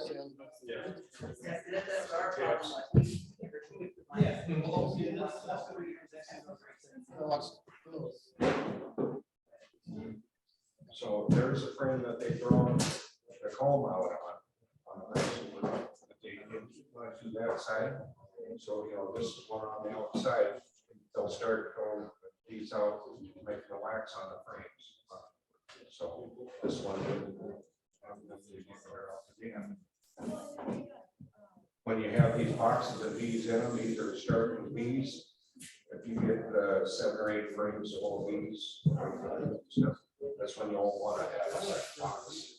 Same with the honey, once you get the bees filled up with honey so far, you want to keep adding up. Because if you don't, they'll have this hole throughout the end, and when they talk about this hole, then they'll store. Yes.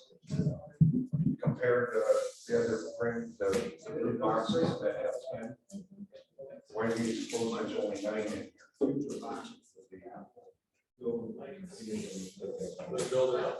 They build that wax out a little bit for it, so then when we go to extract, like, again, you know, you cut that off, it's easier to cut off what's overlapping the wood instead of down inside of the frames. Because ours gets so bulky, we can't. Yeah, we went from.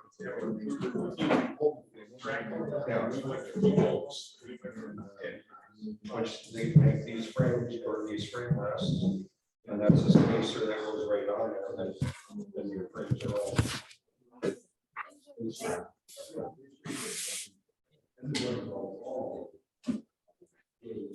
And I did have the state bee inspector last week, because Harry Urban, remember him from over at the orchard? Yes. Mhm. He called me and said he's got these boxes he wanted moved. So if there was 48 of these with ground comb and everything else. That can be going to, I don't know just how we're gonna look with that. Jeff, grab one of the wooden frames over there, knock the table on it. Couple of those frames out.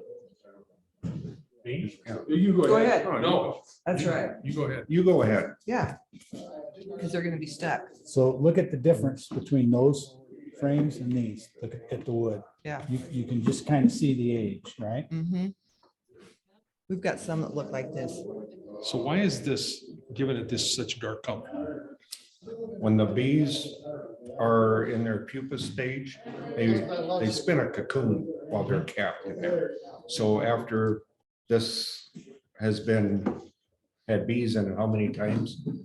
Each one spins that little bit of cocoon, and that's what makes the wax darker. And the propolis too, I think. Yeah. They add a Now, little if you would propolis introduce each time around. bees into these frames, in this condition, will they go ahead and use this, or will they take Well, it all down, clean Take it up one of and those start over? frames that have foundation, which would they rather have? I think the clean one. Their own. This is a lot less work. You got it right there. This is already done. The queen can start laying They can in there right relax. away.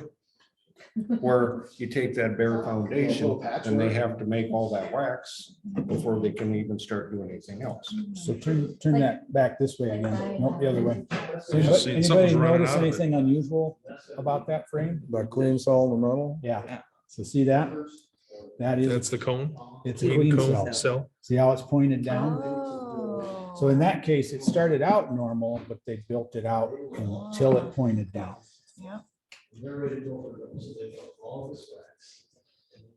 But that's hard. The older stuff gets hard. Look at that. Would you have to clean that off at all before you use it again? You don't have to, but I sure would. Like Because next time you want to go through these, it's sure a whole lot easier when you got bare wooden But just this. frame, yeah, just the this. stuff that's on the edges and things. So everybody should pull one frame out of there to get an idea of how difficult it can be on a frame or a box that's being used compared to this brand new one over here. I have done a lot of those.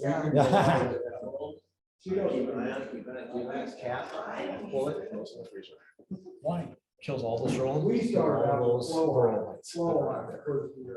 Put this back. Well, it was kind of So, fun. but you gotta have, you'll want you want a strong colony with that one. If you're gonna invest in a whole frame of wood that you're gonna pull, and that's time in production. We're talking about how they will build their own drone, Okay, their own drone cells in here. And generally, this is not very much. Mine are often like about right here down. oh, they'll reshape. Yep, that they'll much. reshape it, and then the cells just between the two don't get used because they're offsides. The queen won't pick Yeah, either yeah, one. those odd sized ones. Yeah. So anybody have any idea what the tape is representing or why I put the tape there? How they're filled out. So in particular, how the brood nest is filled out. So see how these two are almost wall to The wall. brood nest, that's the bottom. Well, could No. be the top one. Could be Where both. they're at. When they're really, really strong, it's both. Uh-huh. But you're right, when you start out, you'll start with one box and it'll be down in that box. Mhm. But I remember I said the queen starts on a frame and she starts in the center and she kind of spirals out. Well, she also goes frame to frame. I don't know how they do it. She has to come up here and then over to Up and this one over. and then over to this one. Wow. So she. They're She starts here and she's, Yeah, Yep, she is up and down and back and forth. so as you're pulling frames out, you'll pull this one out and there'll be a saucer size patch of brood in the center of this frame. Mhm. And when you get to this one, it's more of a dinner plate size brood in the center. And this one, it'll be almost wall to wall. And it's so exciting because it'll be that both sides just Yeah, both loaded. sides. Yeah, this is a science. yeah. It This is is very much so. This is a big deal. Pull one of those out. That's why we say, take a class, get a mentor and read. So now, what do you think is gonna happen if you put the hive back together like that? Building this way, so you don't have the. Confusion. Little bit. So there's a whole frame, let's say that this one isn't even drawn out. There's a whole frame of nothing in between the two halves of the brood nest. If it's cold and the bees have to keep this brood warm, the bees have to fill this space too, even though there aren't any, there's no baby bees in there, they still have to fill that space to keep the whole thing warm. So you really don't want to do that in the spring when it's cold or even in the late fall when it's cold. Or imagine that cluster's like this big, but it's in the middle of these two boxes. And you take one box off and some people reverse boxes. Now you got half of them down here, half of them up here, Yes, and it gets cold. yep, Then they all die. yeah. So you don't want to move things around in the spring or fall. And most of the time, you want to put the frames back in Always, the way they came out. Yes. always. Not, there are exceptions. So let's say that it's swarm season and I don't have another box, but I've got this undrawn frame and I put it in the middle of the brood nest. Now you just opened up the space and you're giving the queen a place to lay and you bought yourself a couple of days so you can go down to David's and buy another Get a box. box quick. So there are times when you'll do it on purpose, but you need to have a reason and you need to understand what the right time to do it is and what the bad time to do it is. Yep. Yep. You'll see. So like I have a lot of Lot to learn. There's a lot and so if I choose not to use foundation, Mhm. like, well, so if you introduce the bees Access to into the people. boxes just with the frames, will they be able to build that out in enough time in the spring or not? Or will they have to have some kind of frame? Wow. Okay, then John will text me, your guys' bees are. yeah. Yeah. You know what I'm asking? Yeah, so, But it's, are you Like, I'm seeing not this real, or have I'm you not real seen keen this or on what the plastic. heck's going on? yeah, So I don't, I the just more don't people use you plastic. know, Because, you know, More like. I know there's other options. so the foundation doesn't save them a lot of work. Send me a video, then I can watch. So Okay, you here's could what you see. take the foundation out. Don't worry, this is. And, You know, that's nice. But you gotta have a Yeah. lip here so that they'll start Yeah. building, so they don't build sideways, if, right? if you just put this in, Now, he they'll does probably follow the- this one or this one. He doesn't It'll have, be this. offset He by has that. the wires going across the. They put a below. paint stick or something in the center, John? then they'll Yeah. follow that down. Yep. And he I've seen where they uses. I've have a seen that wedge. on a YouTube. Yeah, video. so they uses- won't build this way. And Dean. Well, what keeps them from building? Dave, does that Dean way have a is super you have over to there? be between Does he have a shallow super over there? Yeah. So if you put a whole box. I saw like this it on in, a video. there's a chance they So might. they're- Yeah, that's what, and that's what I'm talking about, like, if I have a, So, like, if I'm getting started in the spring with two That's what I releases, use and if for- I just have my boxes of frames. So I'll have my and two I brood bees. introduce I the put a queen splitter nukes on. in May, And I'll put a super. are they gonna be able to So those survive bees are coming in. out the? They pass that. cold? Yeah, so like I said, this isn't really. It's not saving an a lot. advantage. It's not saving a lot. Some. Oh, here we go. Thank you. But no, not enough to make sense. That may be whether you've got a foundation or not, you'll have to feed them. Yeah, right, You've yeah. got, resources to Way chill, short. to draw the wax out. So, like, in the spring, when you first get them. Personal preference. I'll let you go lift. This is 80 pounds roughly. This is a genuine shallow. It's not, so you This, normally there's a don't medium size also. So when you foundation, let's say you're year two, and now you have some extra honey for yourself. You take it from here, here. We never take it out of I've there. never taken it from the bottom. Just leave those alone. Okay, got it. If you, Where I can if get you. over the crowd, I'll give you some foundationless tips. You manage yourself.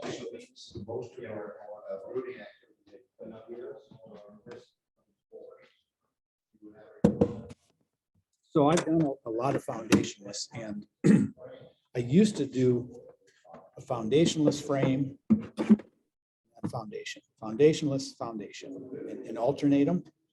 And what they'll do is they'll take the foundationless frame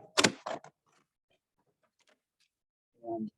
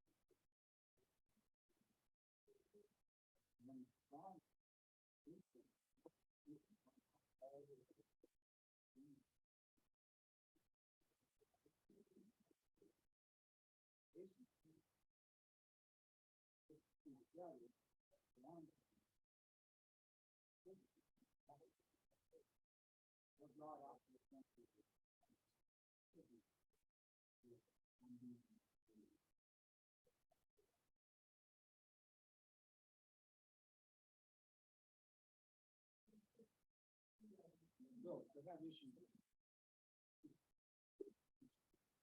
Yeah. Yeah, I like foundation.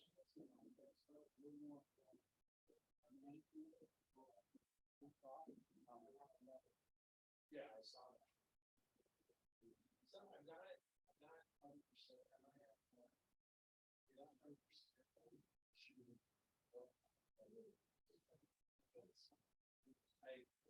I looked at that.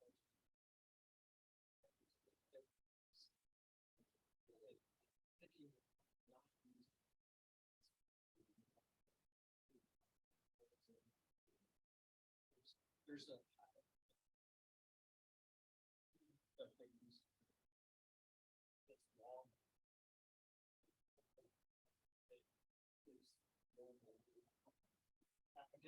I kind of, you know, so, I started out with, built into the new set. But now,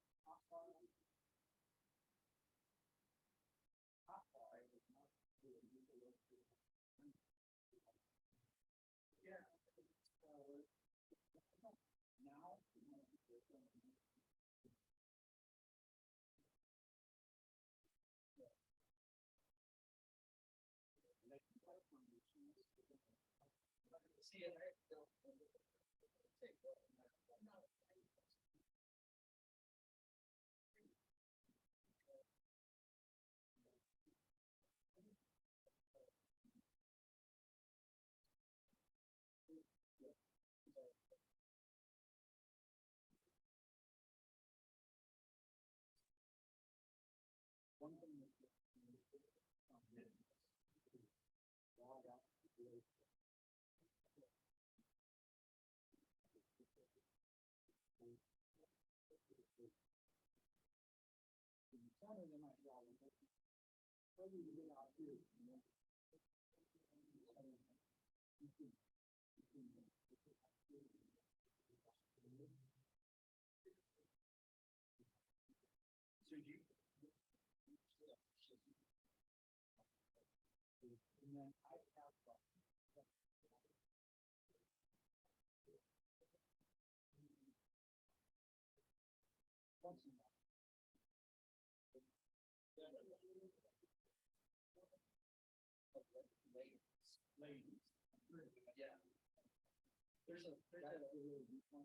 yeah, Dr. Leo Sheriff's skill.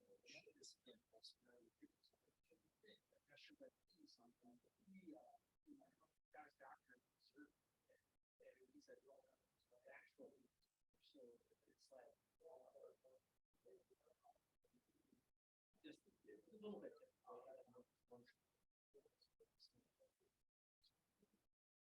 Like that type, space.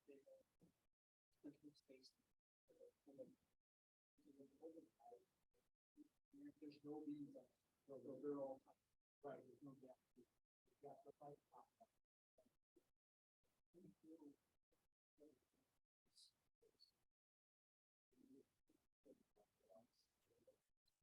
So these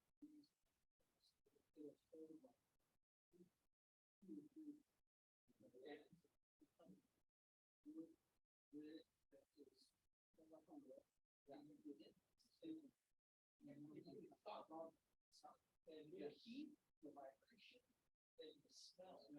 They said, I was crazy. So I was listening to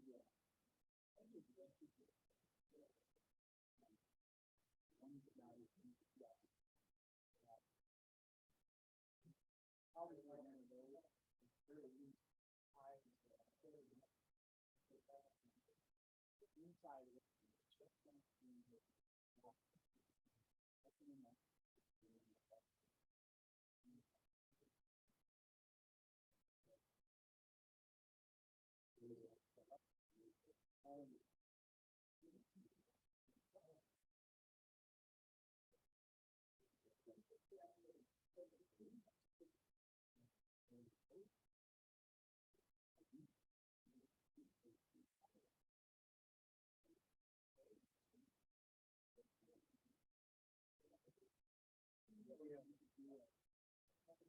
Bed and breakfast, like a RBO or something.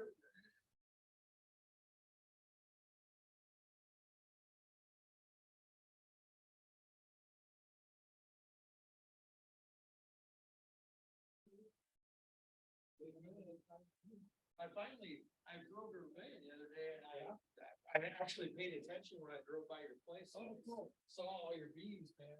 You guys have pretty good excitement. You know what? That's just stored old equipment. Oh, really? Just in the shed. You don't have any bees out there right now? I don't know. So, the deal there is. Yeah.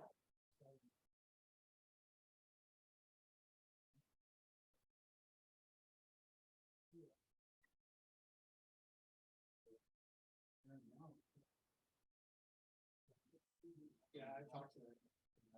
So I talked to him, and I did the first one.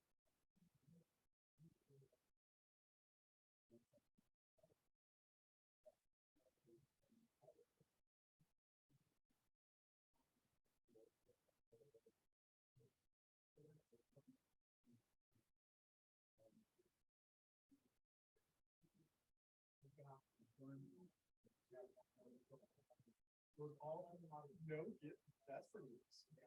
So he's pretty good. I met him last year.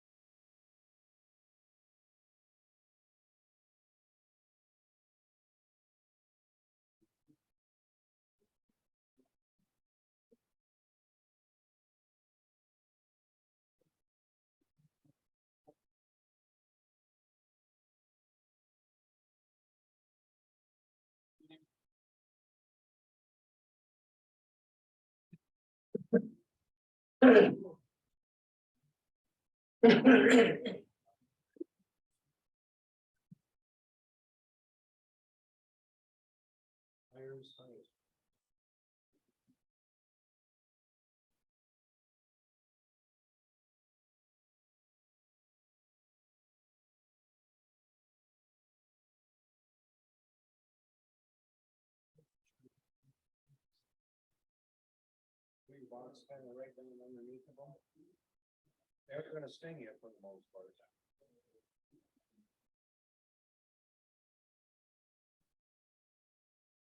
If you did a bunch of them in there, move the hive over with those other ones, go. And then the rest of them- Sometimes,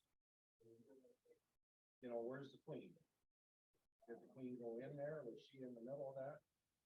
If you can find the queen and have a catcher cage for her, put her in there. Otherwise, get a frame that has some open root on it, stick it in the box too. Those bees will wanna not leave root. Here's one, and one in there. Oh, yeah.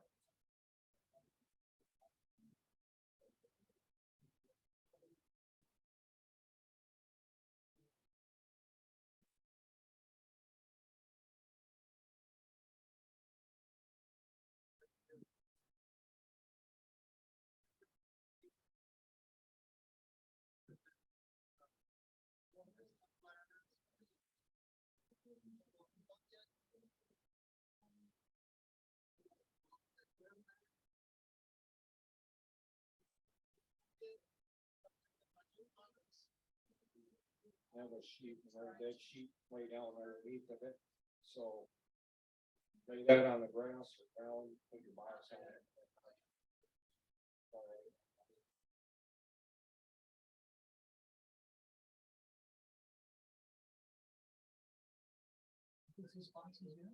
It's a new box, it's a plastic one.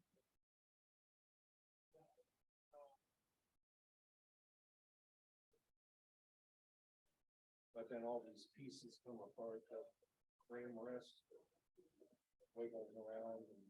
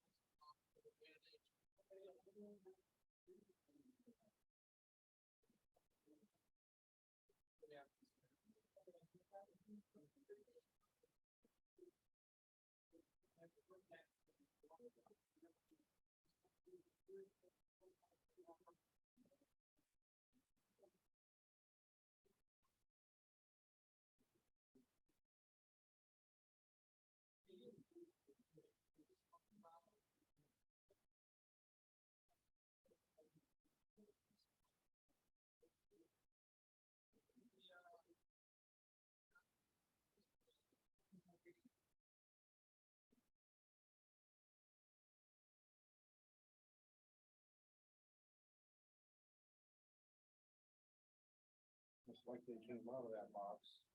And then they said, maybe they couldn't get water or something.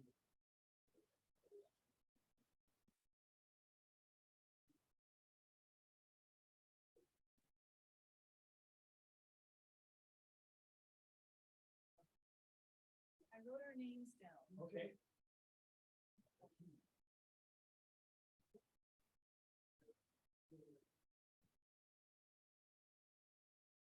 Got one?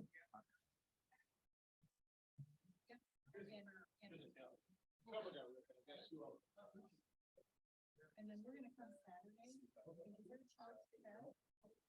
8 o'clock? Yeah, I should have. Oh, it is 9. Okay. Okay, that's. Oh, okay. Oh, that's right. You're right. That's 9 o'clock. Yeah, 9 o'clock. Okay. Thank you. Good night, concern Wall Street Hills. Sure we all will. Well, you're one, good, you're one of the, I did think so. You can check if you're going along.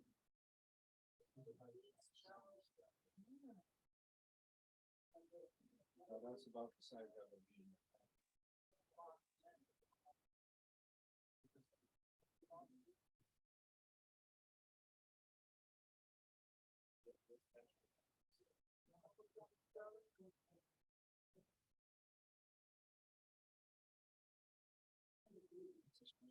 Well, sugar syrup.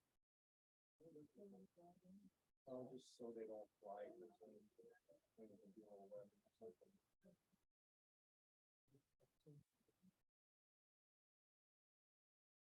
I know if you get a package of these, squirt them in the probably like that.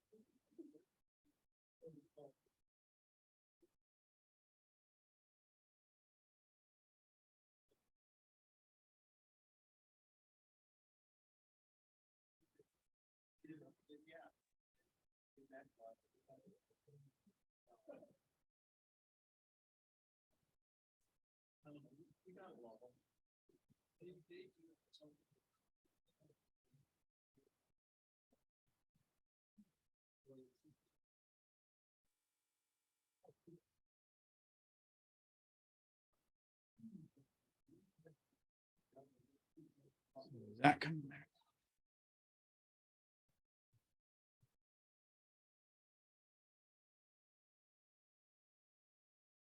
Ah, thank you.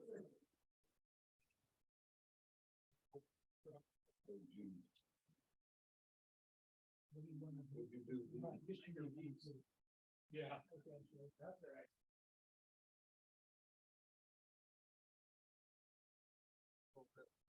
I did see them coming out of that. Must not have signed up.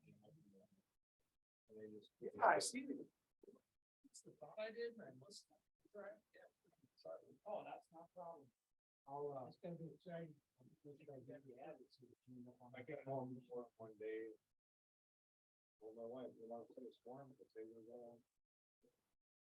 They're just decided to leave. Where'd they go? Is that because you did extra height? Or they just decided to go? I kind of check them, but you know, what do you see? It depends. I didn't know. Here's our- Oh, okay. And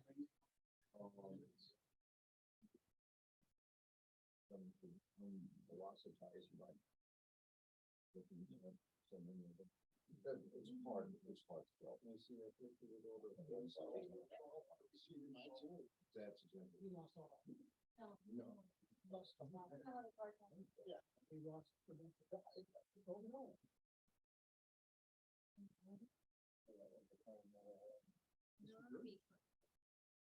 Okay, so somebody want to catch the lights? Thank you.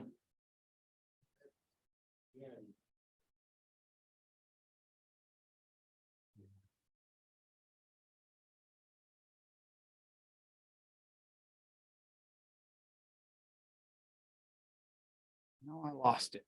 Dang it.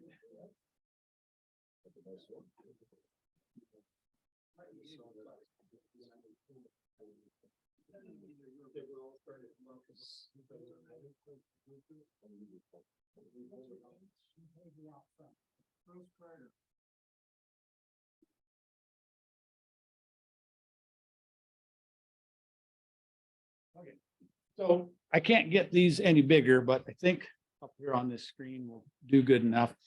These are some pictures that Dave Gross took a couple years back. Pulled out the outside frame, took pictures of both sides, pulled out the next frame, took pictures of both sides, and just progressed all the way through the box. So it's kind of neat to see in a nice progression. So I'll start asking some questions. What do you think we're looking at here? What's on this frame? Sorry. Okay, feeding brood. You see what looks like something shiny. Okay. So this is actually nectar in this frame. There might be some brood underneath here that we can't see, but for the most part, I'm gonna guess this is all open nectar. It is an older, darker brood frame. So there has been brood raised in this frame over the years, but right now I think it's all full of nectar. And what's on that?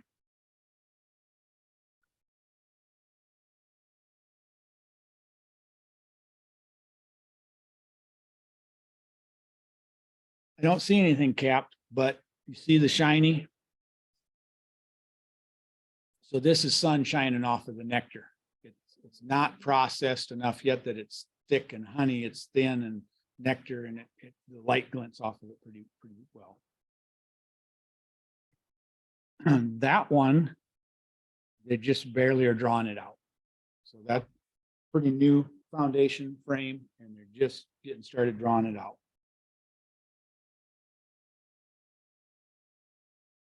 What do you think is in the top corners of that frame? Capped honey. Yes. Okay, what do you think is on this frame? Capped brood.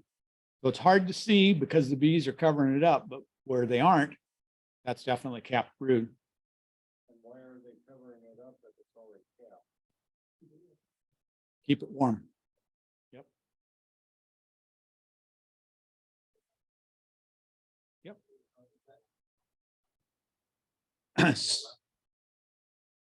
Yep.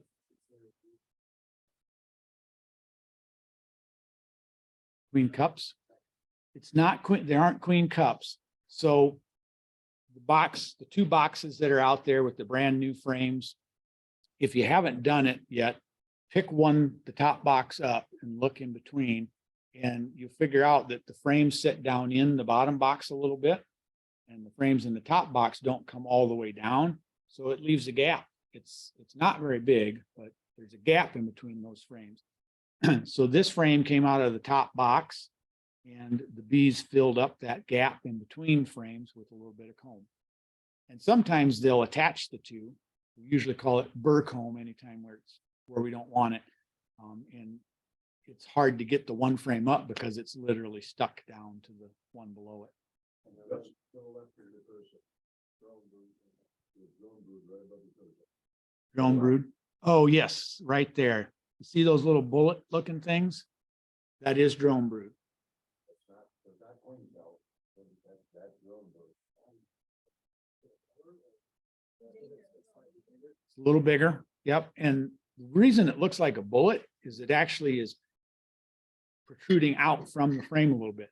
The drones, not only are drone cells fatter or the drones in it fatter, they're a little bit longer, or at least the cappings, the cells end up being a little bit longer. I think the next picture is flat, but that, you know, the regular brood has more or less flat. So it's harder to see on this screen up here, I just realized. But I think you can see the difference between the capped brood here and here and the capped brood here. And they're both capped brood, but this is a little bit lighter in color. This is also up in the area where a lot of times we would see honey stored. It's not as frequently used for brood. The only reason that it's lighter, I think, is because it hasn't been used for brood as often. They add a little bit of propolis to the cappings on brood, and over time that propolis kind of stains the wax darker and darker. I can't tell for sure, but do you see kind of a half moon shape, something that's different in here? I think those cells probably have pollen in them. And again, they store that pollen pretty close to the brood nest, so it's where they need it when they want to feed it to the larva. Remember, I talked about how the queen starts in the center and she fills the whole frame, and then the center hatches first and the outside edges hatch later because they're older. So do you see that half moon shape right here? To the one side it's capped brood, and to the other side it's open larva. So these hatched right in here, you can see the white. So they're old enough that they're big enough you can see them. So she laid there first.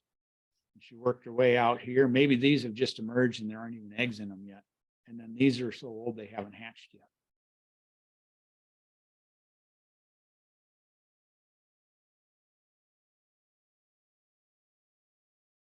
Okay, there's pretty much capped brood all the way from here to here, and maybe a little bit of open brood that you can't see. We're not close enough.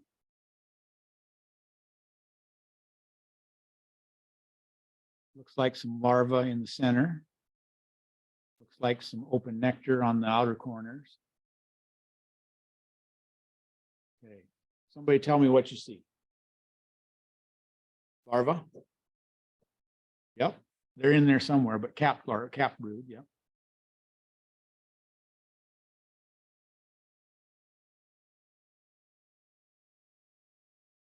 Capped honey right up there under the.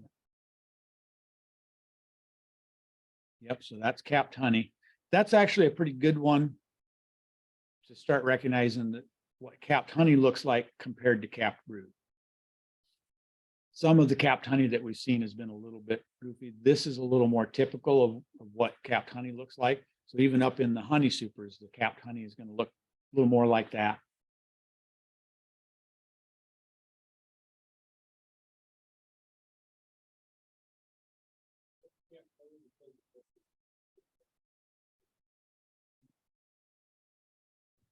I think it's because of what they're using for the cap, because I don't think they reuse the cappings wax itself. I think that falls down to the bottom of the hive and gets hauled out. So they add a little bit of propolis to the wax when they're capping a cell.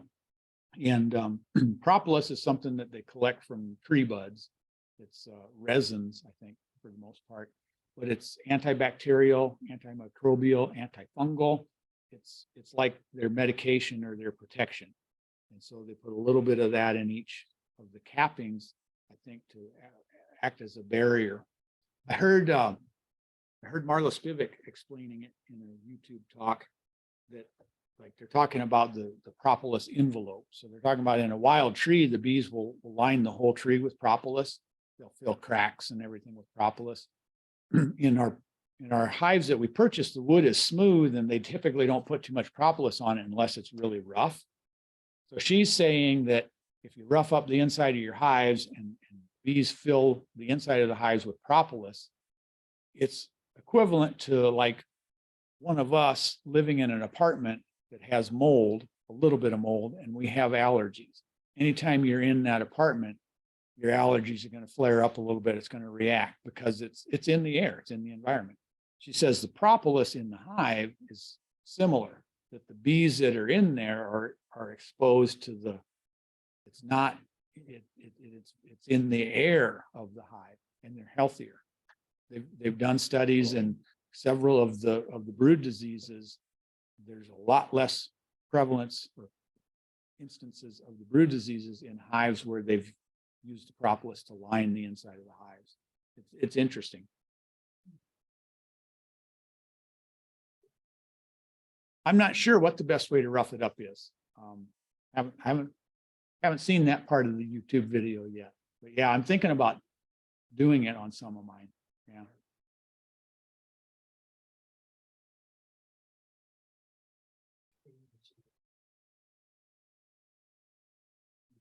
I think it's got to be pretty fine. So I'm thinking of like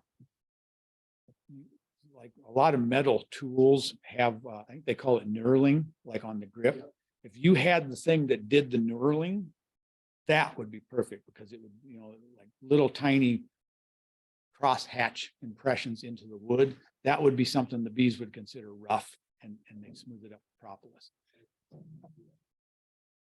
Wire brush, maybe. Yeah. Yeah. I've heard of people like stapling some kind of screen to the inside of the hive, get the bees to propolis it up and then pull the screen out, things like that. But yeah, I don't. No, not harvest it. Oh, if you were trying to harvest it. Yeah, that is a way you could harvest it possibly. Yeah. Yeah. Yeah.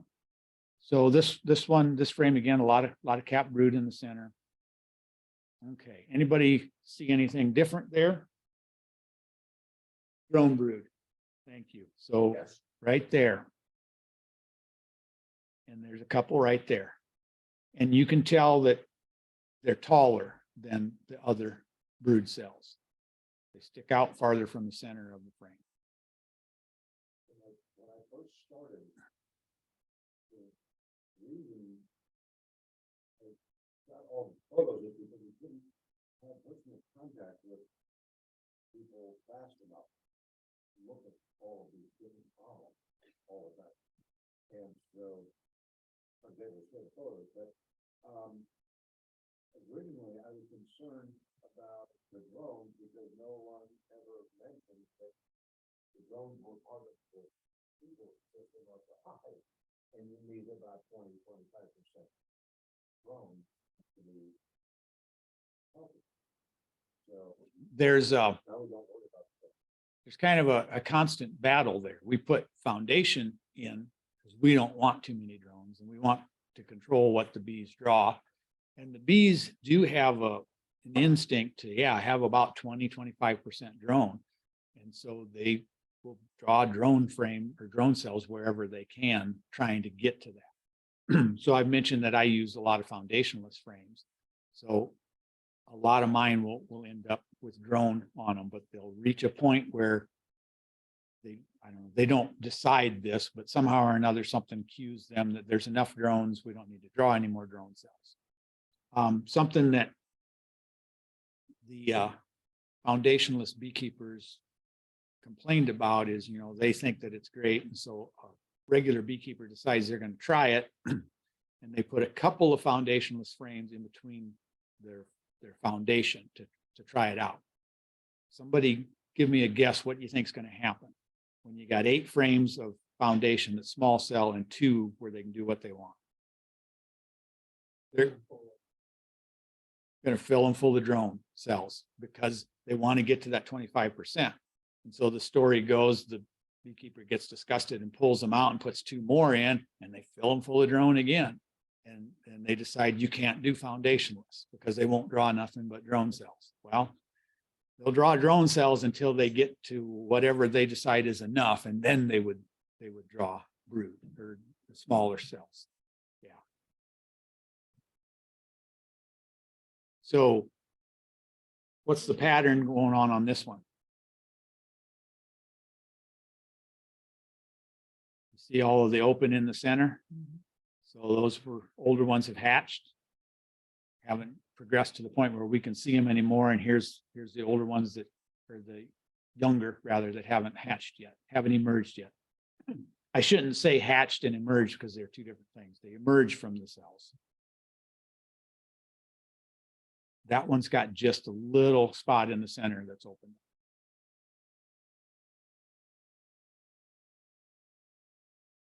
Here again, capped honey, but kind of two different styles of capping, or two different looks, but those are both capped honey. And there's capped honey there too. That's pretty hard to see, but I think that's another frame of fresh foundation that they're just starting to draw out.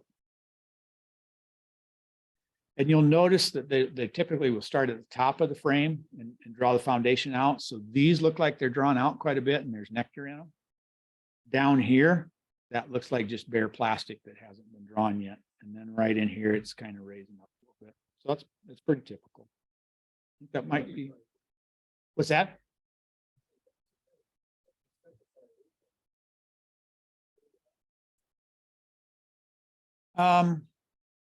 Priority. So yeah, a lot of it depends on location. So again, with my foundationless frames, if I put a foundationless frame down in the lower boxes where they're raising brood, they will typically draw that out small cell. Excuse me. They'll draw it out the right size for brood. If I put a brand new box on top and they've already got 3 boxes of brood, they'll draw those out big and store honey in it and plan to store honey in it. The other thing, as far as choice or where they'll start, on a foundationless frame, the bees can hook their legs together, and like if this is the top bar of the frame, they will hang, and they call it festooning. And gravity that dictates they're going to hang level, and they use that to draw. So you pull out a foundationless frame and you'll have like a half moon shaped starting, and they'll start at the top and draw it down to the bottom. Sometimes they'll get 2 groups of bees festooning and you'll end up with 2 of them drawn down. They kind of look like kind of heart shaped. But I'm not sure. I've often wondered on foundation what they do, how they do it, because the hanging doesn't really matter. And they've got this thing in the center to follow, but it seems like they start at the top and draw them out, and the clump of bees still works its way from the top to the bottom, and typically from the center out to the outer edges. That's usually where they'll start. So that's all the pictures. So when we were talking and looking at equipment, somebody tell me something that you learned that you didn't know, or something you were surprised by.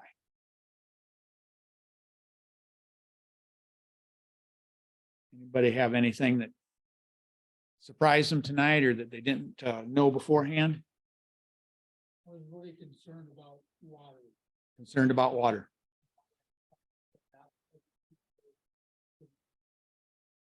No, that's true.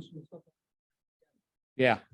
Yeah, they need nectar a lot worse than they need water, because it takes a lot of nectar to reduce down and make the honey.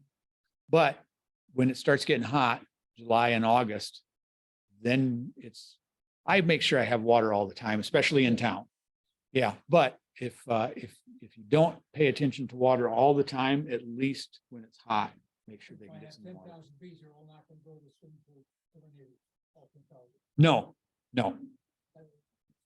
Your neighbor will think that all of your bees are over there, but it'll only be 100 or 200 or something like that. Yeah. Now, if your neighbor throws away a bag of sugar and leaves the lid open on their garbage can, then there might be thousands in there until they clean it up, whatever it is. I I have my name with, the extension office here and some of the pest control companies. I have my name and number with them if they get a call about a swarm of bees. So I get swarm calls occasionally. And I had a guy call me one time. I can't remember exactly how this went. Just got back from vacation and there's swarm of bees where there was nothing there last night when we got home. This morning, there's swarm of bees in my garage. And he says, they're on the concrete and right alongside of the car.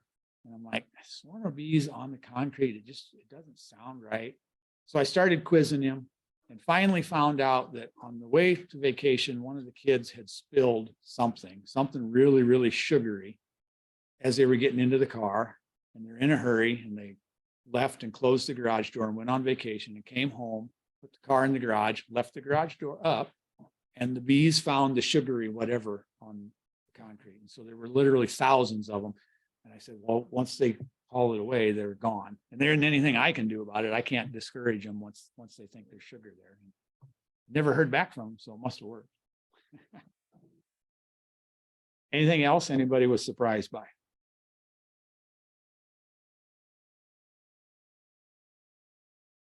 The queen thing in the middle. Sure.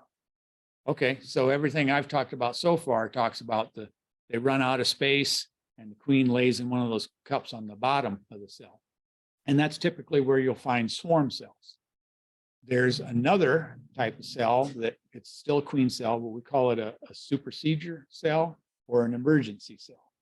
And what happens there is instead of them running out of space and deciding to raise a queen, something happens to the old queen. So it's an emergency. They have to raise a new one. Or the old queen is failing and they decide to replace her. That's supersedure. So what they have to do in that situation is find a larva that's the right age and change the shape of the cell so that they can raise a queen out of it. So that's why that one was in the center. That happened to be where the right age larva was. Supersedure cells, you know, this pattern that we're talking about, a pattern of brood, a lot of times the supersedure cells will be on the outside of that pattern because that's where the younger cells are. But you saw in some of those pictures, sometimes the youngest larva is right in the center of that cell.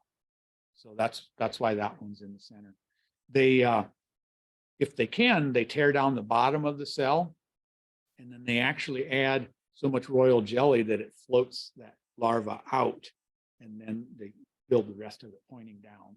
I'm not sure exactly why queen cell needs to point down, but you can also trick the bees. You can take a frame of larva and put it on top of the hive with the cells pointing down. And if the larvae in there are the right age, they'll draw a bunch of queen cells out of it. So that orientation has a lot to do with their instinct to raise queens or not raise queens. Yeah.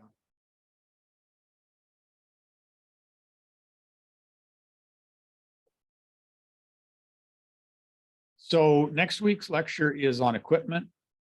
And we talked a lot about equipment tonight. So I might go a little bit into one of the other lectures. And then there's some other things. We haven't talked much about packages or nukes. Or, who doesn't have bees lined up yet? You don't? Okay. Anybody else? Okay. So packages or nukes or one of each, or what do you guys, what's everybody doing? One of each? Okay. Okay. Cool. All right.